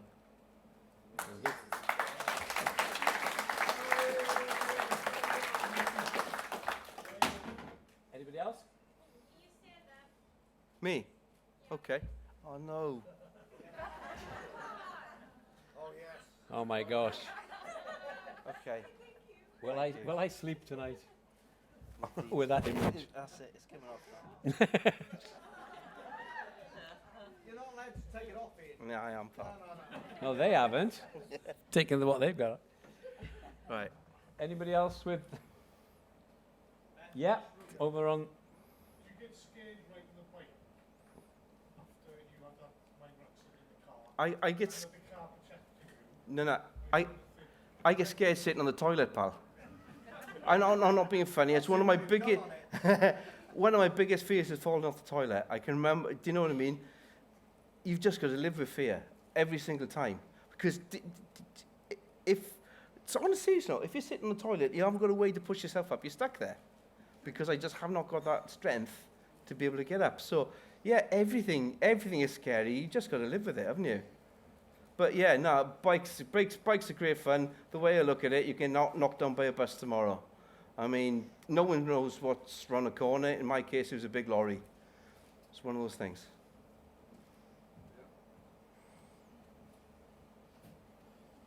Anybody else? Any other questions? What was the lowest point, Ian, on Route 66? What was the most challenging moment for you? I can laugh at this now, but it wasn't funny at the time, right? Look, so it was me and Rob doing it, and you hear Jim talking how bad the road was. So we were trying to stick as close to the route as possible. And so we were on this road, and it was sand. So we were on Harley lowriders, you know, nothing built for these type of conditions. So we were on this, and I was going there, and I looked in the mirror. I thought, God, there's no one behind me. Rob had actually dipped into a pothole in the sand, gone flying over, and landed flat out on his back. And I had noticed. I just kept going. So I turned round, going back about a mile, and he's just lying there. And I thought, oh my God, I killed him. And I thought, this is terrible. You know, how do I ring his wife and say, I'm really sorry, he think. But he was just winded, and he was okay. But I didn't enjoy that bit. No, indeed. One more question? Yeah, one there. Now you've achieved that, do you feel like you want to, not better it as such, but... Go somewhere else. Yeah, what's next, if you see what I mean? You want to achieve more and more? I'd like to, two trips I'd really like to do. I'd like to cross Australia. I think that'd be great fun. And pardon? East-west, I think. Yeah. But I got a mate living over there now, and we've started talking about it. I think that'd be a good trip. I'd love to go back to Route 66 on the centenary. I think that'd be a good trip. But an interesting trip would be in South America.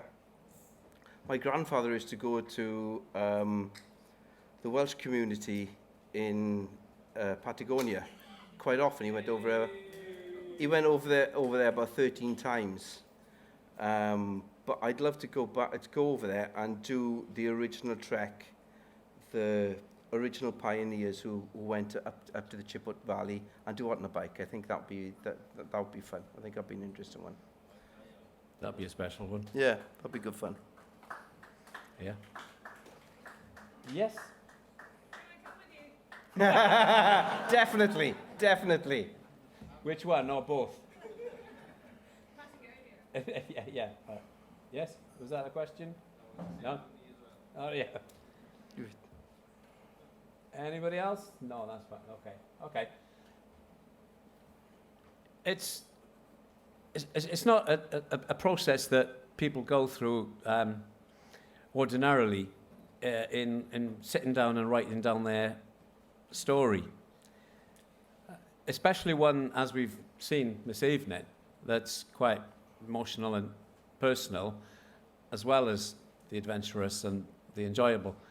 So what's that process been like? It's been 2 years since we first met in the Captain's Wife in Sully, and it's been 2 years of putting this together, of structuring the book and getting to tonight.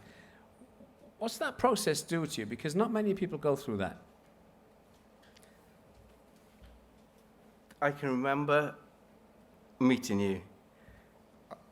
If you remember, we were still outside. There were still various restrictions going on, so you could eat outside, you couldn't eat inside. Yeah. And you did. You spouted big parts of the book that I'd written, And it really impressed me because I thought, wow, do you know what I mean? We definitely made the right choice. The book is excellent in my opinion. But you touched on something. You wanted me to talk about the mental health issues thereafter. Oh, hang on a minute. I'm not cuckoo like, you know what I mean? I'm not going down that road. And because that's what we're taught to do. We are taught to have a stiff upper lip and don't talk about those things. But good God, it's been an enlightening process. I cannot tell you. I cannot get you to imagine how much better I feel having written about these issues. The post-traumatic stress disorder.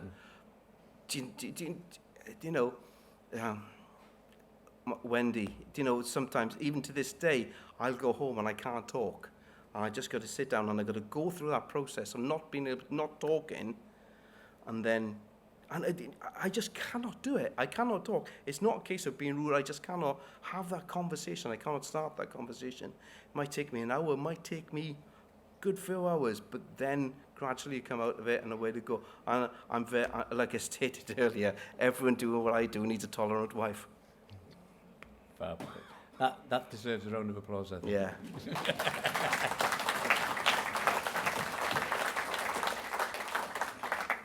Okay, the next bit is very, very simply labelled Ian Surprise. Yeah. What's all that about? Oh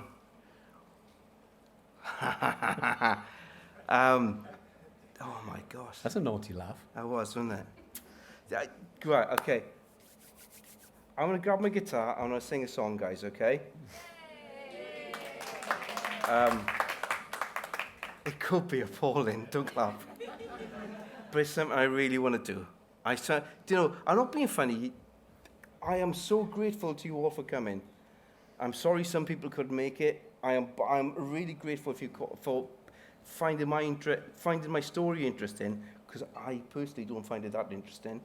I am so grateful, and I've shared stuff tonight with you, which has brought me to tears. You've seen that, and this is something I want to do because I want to share this with you as well. Exactly. It's gonna happen. Go for it, boy. Go for it.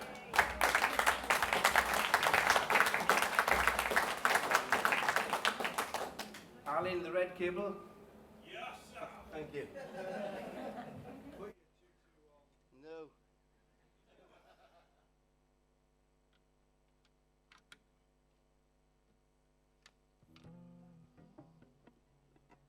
Okay, I'm very nervous about this, guys, so forgive me if I fluff this up, okay?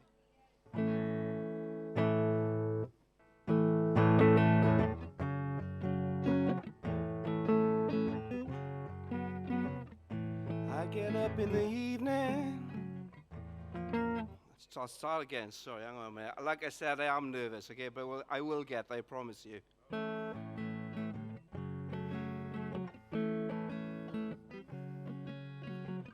I get up in the evening and I ain't got nothing to say. Come home in the morning, go to bed feeling the same way. I'm nothing but tired. I'm just tired and bored with myself. Hey there, baby, I could use just a little help. Can't start a fire. Can't start a fire without a spark. It's guns for hire, even if we're just dancing in the dark.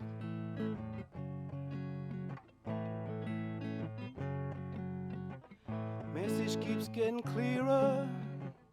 Radio's on and I'm moving round my place. Check my look in the mirror. Wanna change my clothes, my hair, my face. I ain't getting nowhere. I'm just living in a dump like this. There's something happening somewhere. Honey, I just know that there is. Can't start a fire. Can't start a fire without a spark. It's guns for hire, even if we're just dancing in the dark.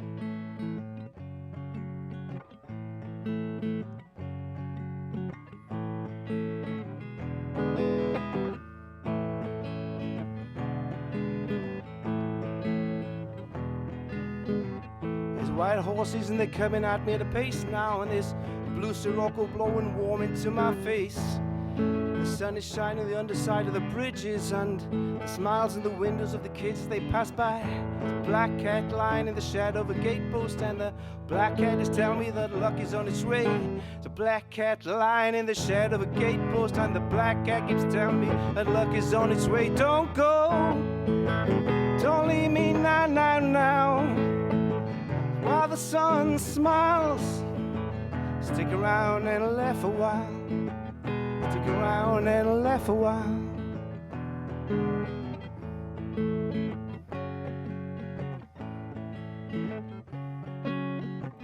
Sit around getting older. There's a joke here somewhere and it's on me. Shake this world off my shoulder. Go on, baby, the laugh on me. Stay on the streets of this town, and they'll be carving you up, that's right. Say you gotta stay hungry. Hey baby, I'm just about starving tonight. Time for some action. Sick of sitting around here to write this book.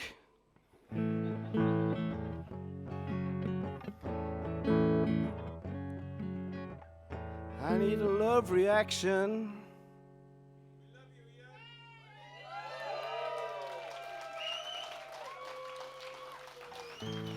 Go on, baby, I'm begging, give me just one look. Can't start a fire. Sitting around crying over a broken heart. It's guns for hire. Even if we're just dancing in the dark. Can't start a fire. Worrying about your little world falling apart. It's guns for hire. Even if we're just dancing in the dark. Even if we're just dancing in the dark.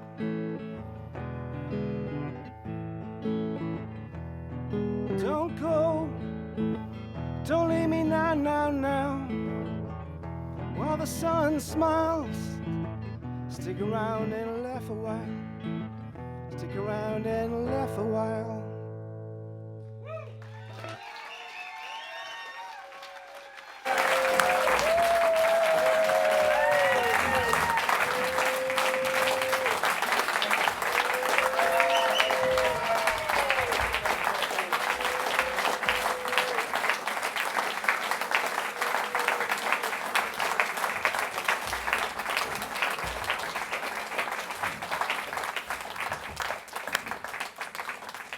Yeah, Ian was in the dark. Ian learned to dance in the dark, and now Ian is walking in the light. Thank you, Ian.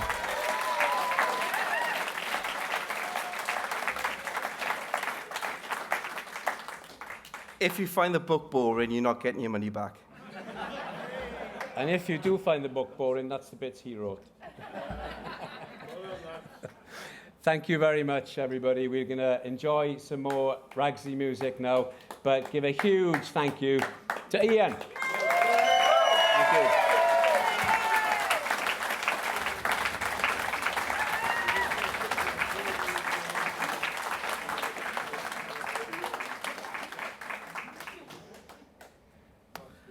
Right, thanks very much, everyone. Cheers.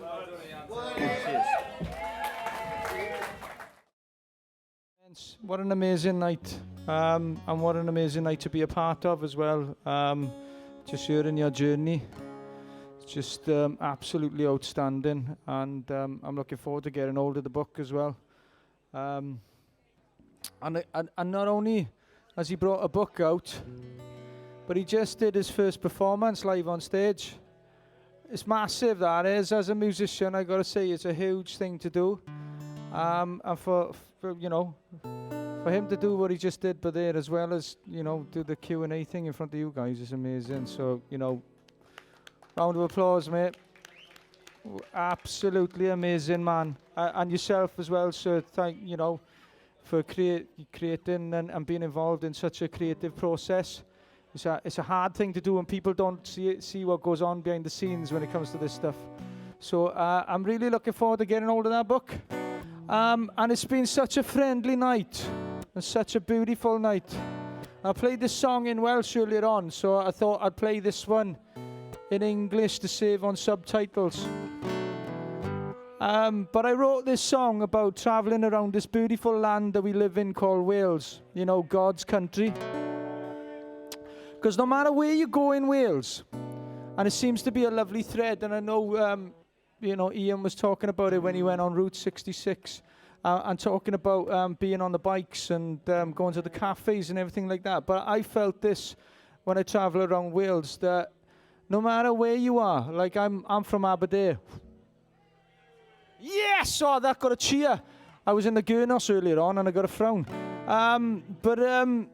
When you go around Wales and you hear a Welsh accent, it's just the most amazing thing ever, because you can be sort of 60, 70, 80 miles away, but it always feels like home.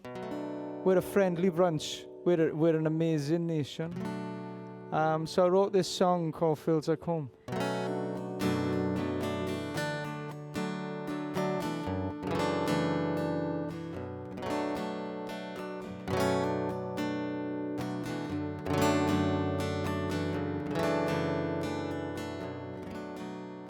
I'm wandering this homeland, I'm searching out my pride, I'm with my heart wrapped down my sleeve and a twinkle in the eye.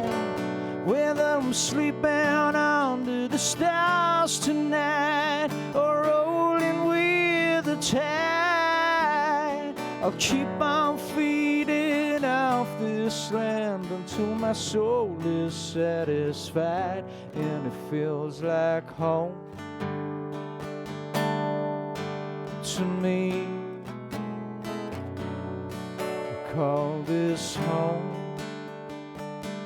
to me.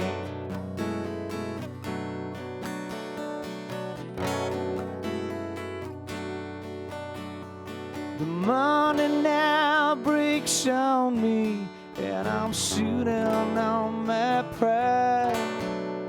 Will wrap my heart back on my sleeve, and I thank the Lord I survived for another place to lay my head. It keeps on changing all the time.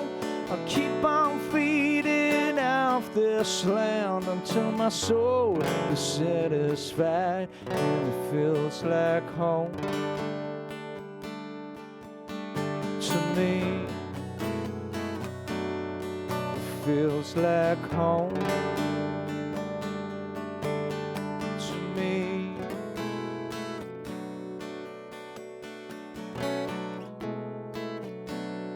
It feels like home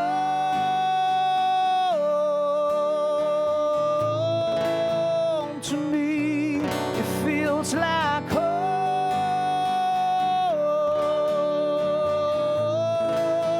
to me.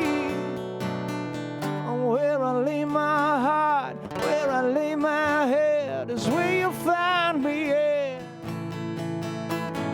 Where I lay my heart, where I lay my head is where you'll find me, yeah. It feels like home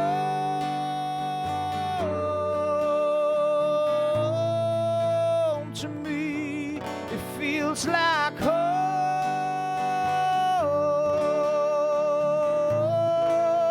to me. It feels like home.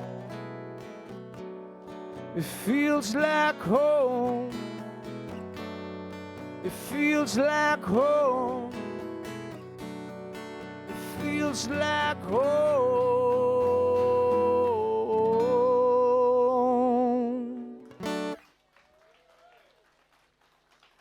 Thank you very much.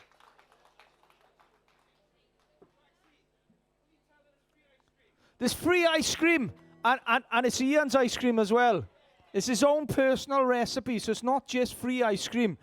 It's an experience tonight, I gotta say, right? When I got here earlier on, the detail it's not just the book, it's everything. What he's gone out and sort of done. He's got his own ice cream recipe. There's mugs, there's everything, like, you know. It's what an experience. He really sort of cares. So go and check that free ice cream out. All right. So my mum, if she was here right now, I'd have to put her right at the back with it because she'd try and give me a spit wash. Remember a spit wash?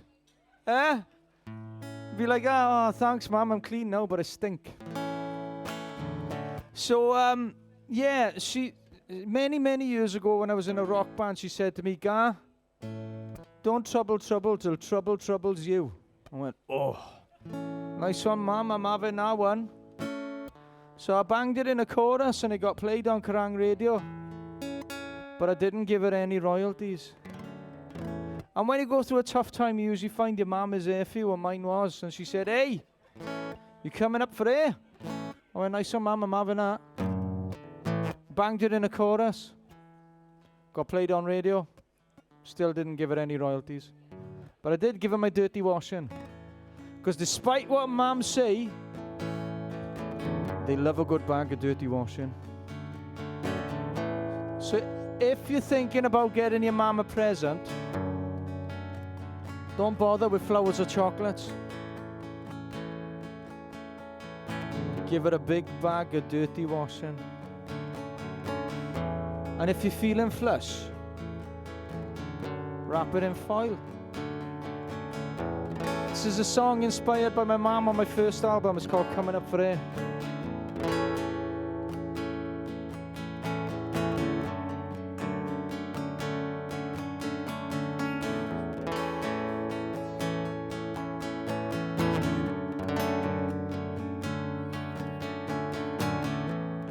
Buried my head in my hands in the hope that it wouldn't come true. I pulled the sheet tight over myself to hide away from the blues. Well, what else could I do? The safety blanket served me well, dispelling the myth of a broken shell. Now I'm coming up for air. I'm coming up for air.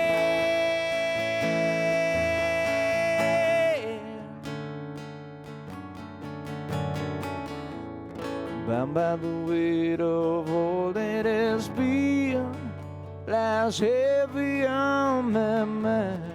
Under the covers, yet I still dream of higher climbs. Give out time. Safety blanket served me well. Keep on a bay, I'll have your kiss and tell. Now I'm coming up for air.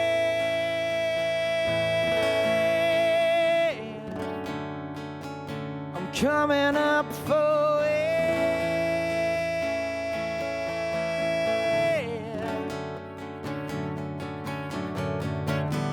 The hardest thing was letting go. Hardest thing was letting go.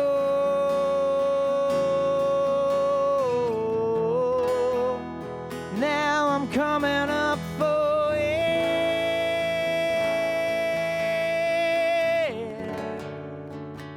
I'm coming up for air.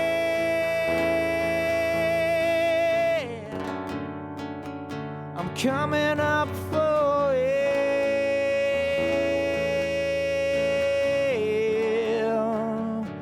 Coming up for air.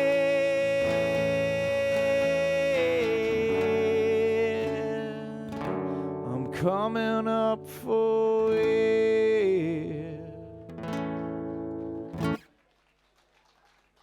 Thank you very much. Originally, I was going to call that song "Coming from Aberdeen," but for commercial value, I don't think it'd work. Like, you know. Okay. So, yeah. This is a song. Otherwise, like I said, I'd be doing magic. So, this is a song that didn't make my album, but it's on a B-side. Yeah. It's called "I've Been a Fool."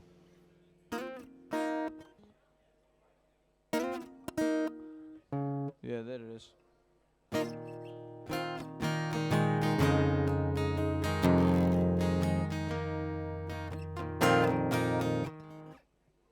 Sorry, I'm going to start that one again because I've got a better idea.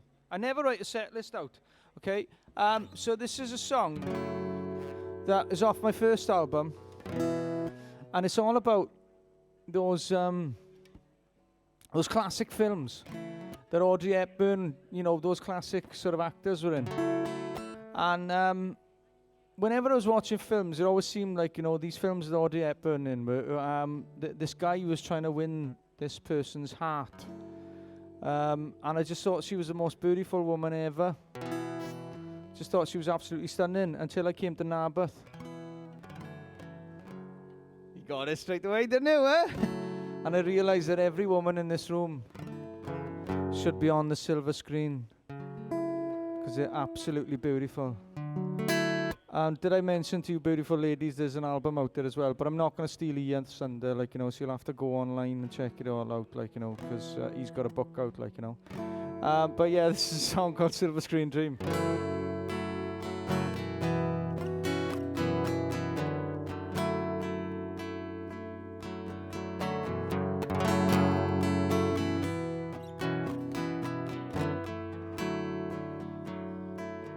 From that moment that I first laid eyes on you, I never seen someone so beautiful. And as time has played its wicked game, I know that you have always remained. And through these eyes, you all you need. And through these eyes, you all complete. Fate, if you're gonna intervene, then make her my queen. And fate, if you're gonna intervene, then play out those final scenes.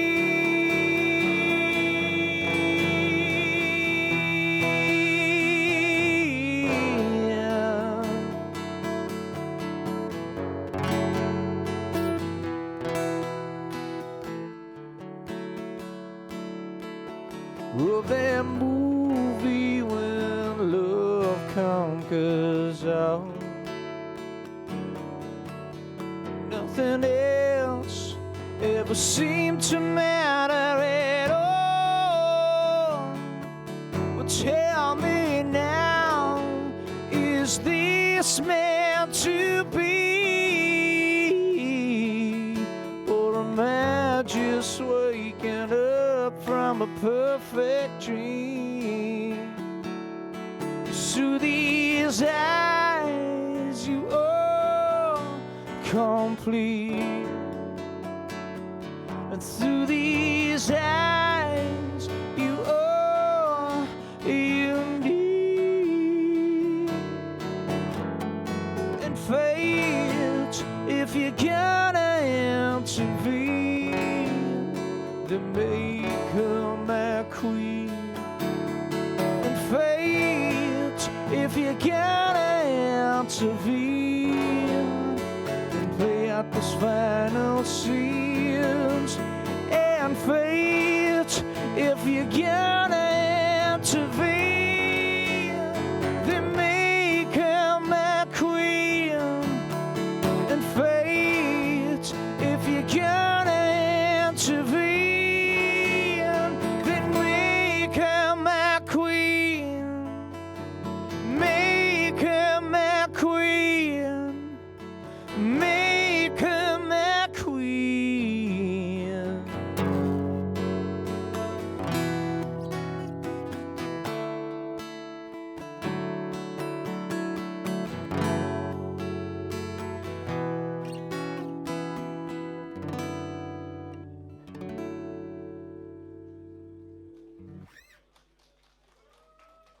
Thank you very much.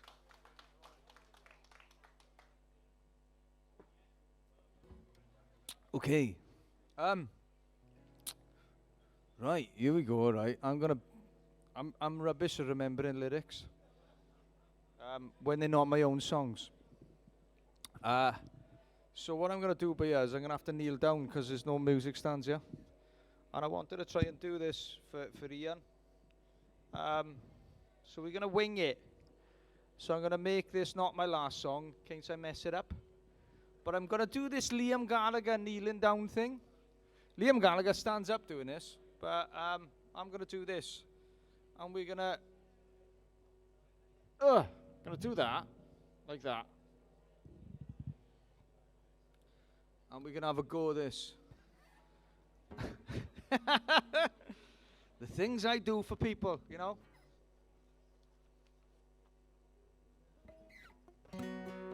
Yeah, so we'll have a wing of this. And then, God, man, the things I do.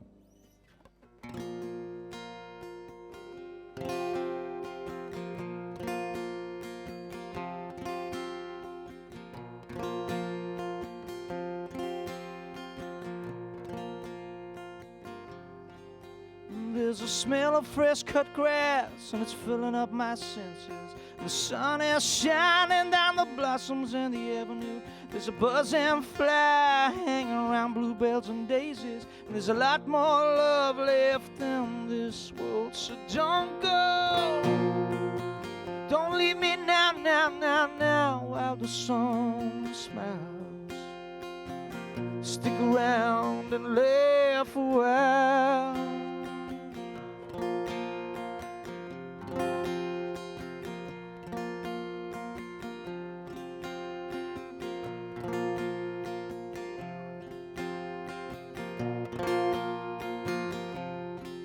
And I'm lying on warm, sandy beaches, and my toes are submerged in the water, and it feels good. Child's are playing, building sandcastles on shorelines, like a pain in love. Oh, it feels so good. So don't go. Don't leave me now, now, now, now, now, while that sun is smiles. Stick around and laugh a while.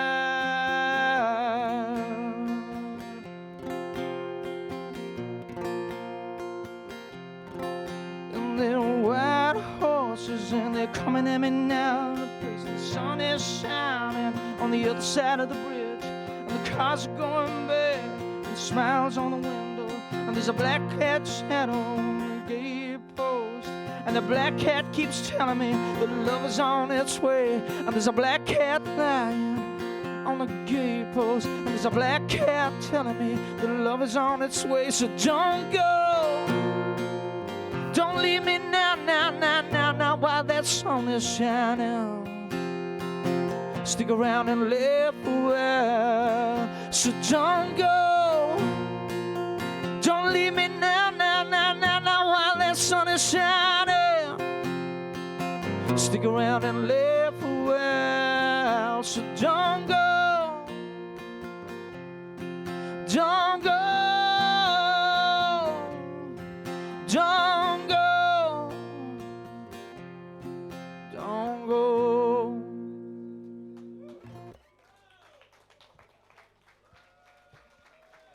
I had to do our Gallagher-esque then. No worries. Thank you very much. So I'm going to have another sip of this brown water. It's really good.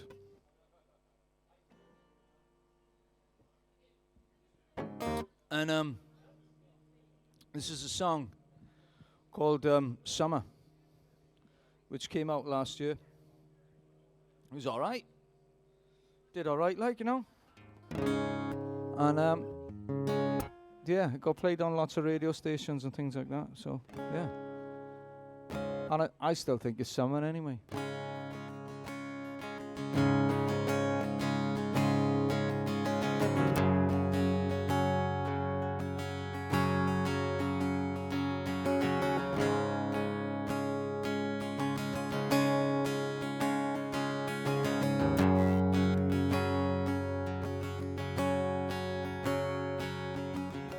She dances round with flowers in her hair, twisting and turning without any care for this world and for this moment. Oh, right now she is liberty.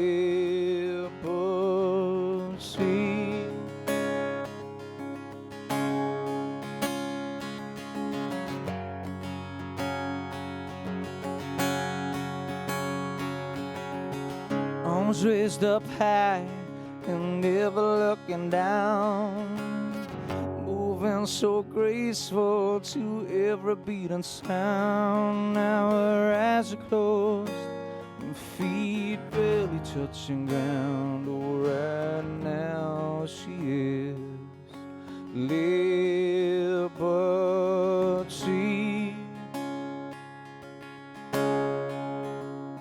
Oh, summer,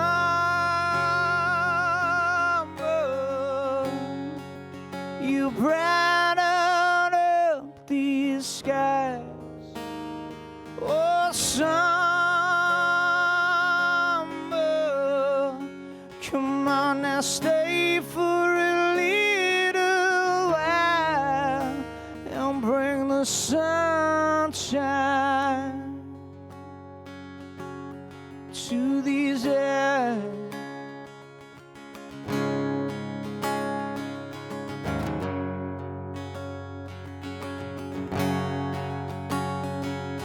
With a smile on her face and the wave of her hand, she can take you away to her dreams made of sand. With her eyes still closed, she's never coming down. Oh, right now she is liberty.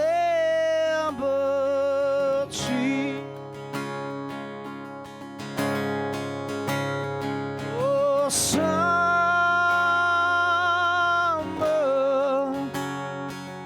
you brighten up these skies. Oh, summer, come on and stay for a little while and bring the sunshine. Just bring the sunshine to these eyes. Tell me how you read it. Tell me how you see it. Give me a day through those eyes.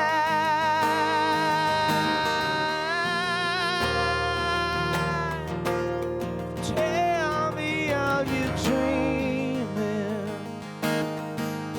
Tell me how you believing. Never stop reaching for those skies. Oh yeah, you brighten up these eyes.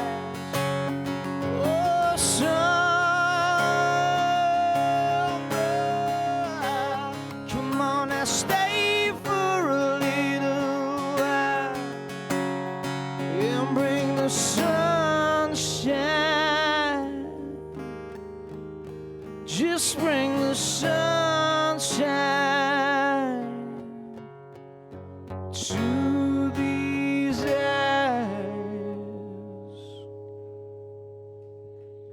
Thank you very much. Okay. Oh, look at that. I was going to finish off with another song. And some sod shouted that out. Oh, look at that. Remember that? It's that thing, innit? It's like, can you afford Kelly Jones? No. All right, then. Get Ragsy. All right, I'm going to finish off on a song because it'd be stupid of me to try and do something else because I can't break dance. I definitely can't. I can't do magic. But I'd just like to say thank you to Ian. And well done to organising this. And for the book as well, man. Being in a creative industry is really hard, like, you know, and to put your thoughts, you know, in song is hard enough, but to put your story down on paper and to make it attractive, and yeah, it's an amazing thing. You know, I think we all write diaries and things like that, but it's beyond something else. So I really do take my hat off to you. It's such an amazing accomplishment. I can't wait to read it. But I'm going to finish off on this track now because someone shouted it out. Jesus, yeah. Jesus.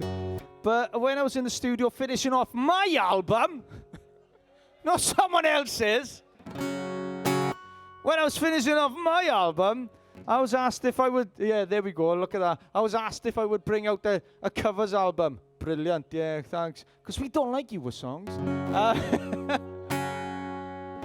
They're all right, but they're not as good as everybody else's. So I had this idea because I couldn't figure out my sort of favorite 10, 12 songs. So I had this idea, that famous saying, keeping up with the Joneses. I know it's worldwide, but it seems Welsh more than anything. And yeah, basically, I had this idea, if a song was wrote by a Jones, if it was sung by a Jones, or if it featured Jones in the lyrics more than once, I'd do a cover of it. I ended up doing 24 tracks. More bloody tracks on that than it was on my album. I wasn't a very quick writer. So, yeah, this is kind of where it all started off as well. And these guys really inspired me in Aberdeen to sort of go, hey, you know, there's more out there. Go on and achieve it. Go and just follow your dreams. So, seems as someone shouted it out. I'm going to finish off on this one.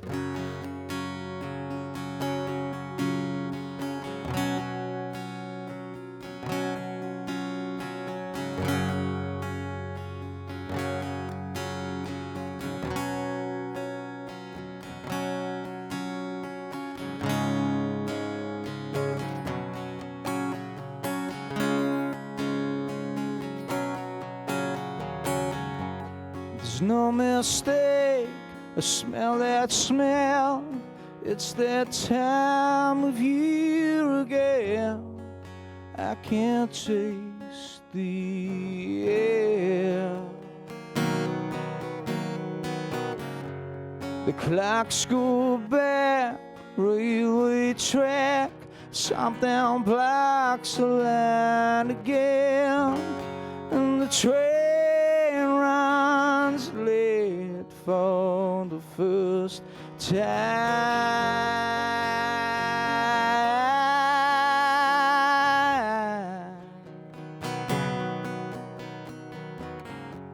A pebble beach were underneath, a pier just been painted red, where I heard the news for the first time.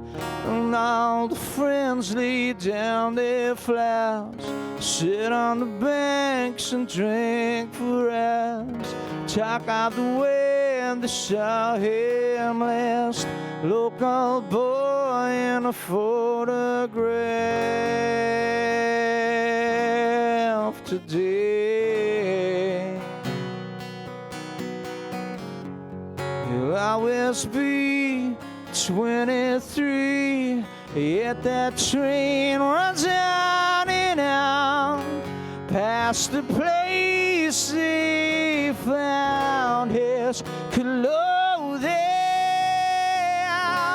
No, no, no, no, no, no, no, no, no, no. There's no mistake. I smell that smell. It's the time of year again.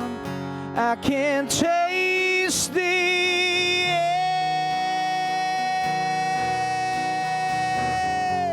The clocks go back, railway track. Something blocks the line again, and that train runs late for the first time. And all the friends lay down their flowers, sit on the banks and drink for us. Talk of the way that they saw him last.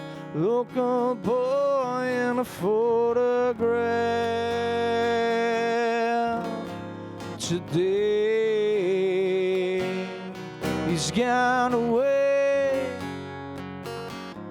He's gone away.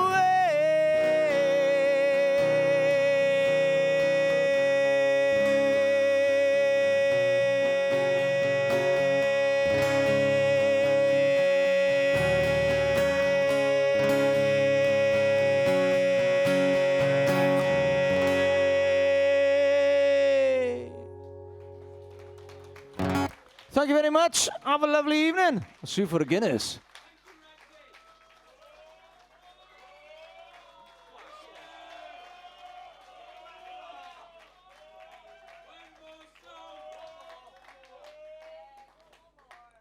I gotta say, the curtains haven't even come across yet. I didn't even get to walk off like a proper diva and come back tomorrow like Axl Rose.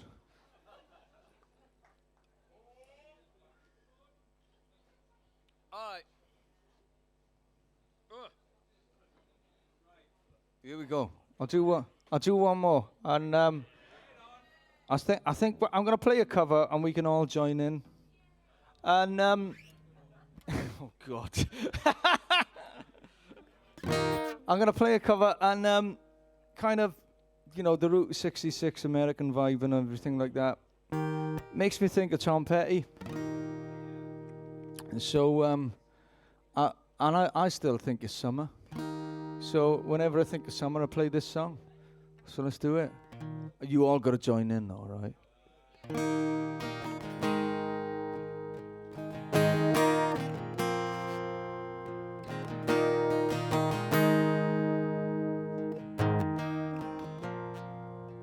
She's a good girl.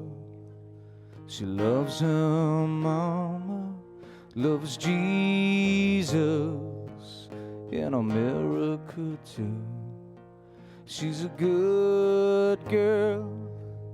She's crazy about Elvis and loves horses and her boyfriend too.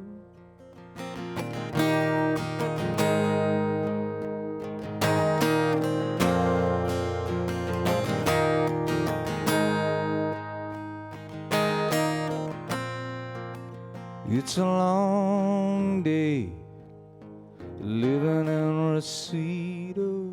There's a freeway running through the yard.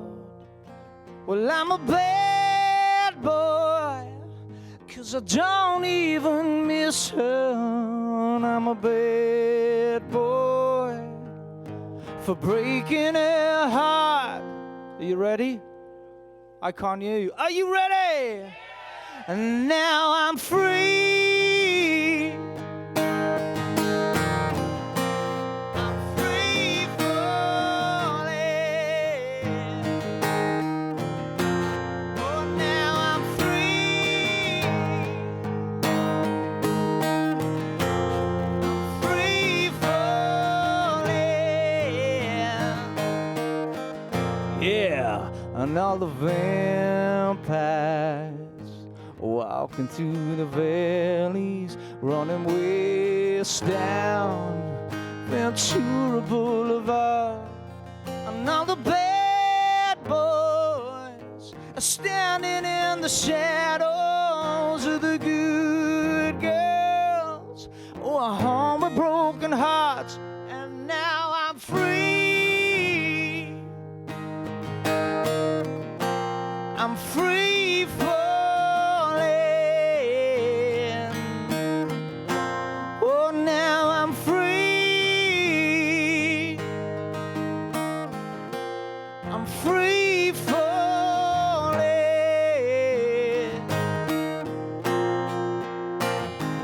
Free falling now. I'm free falling now. I am free falling now. I'm free falling now.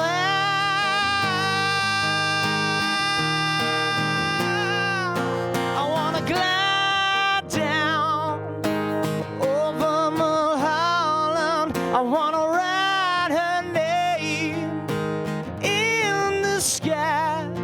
I wanna free fall into nothing. I'm gonna leave this world for a while, and now I'm free. I'm free falling. Oh, now I'm free. I'm free falling. Oh, now I'm free. I'm free falling. Oh, now I'm free. Now I'm free.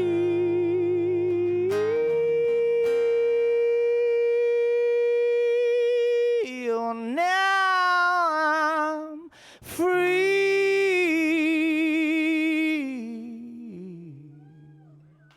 Thank you very much. Have a lovely night.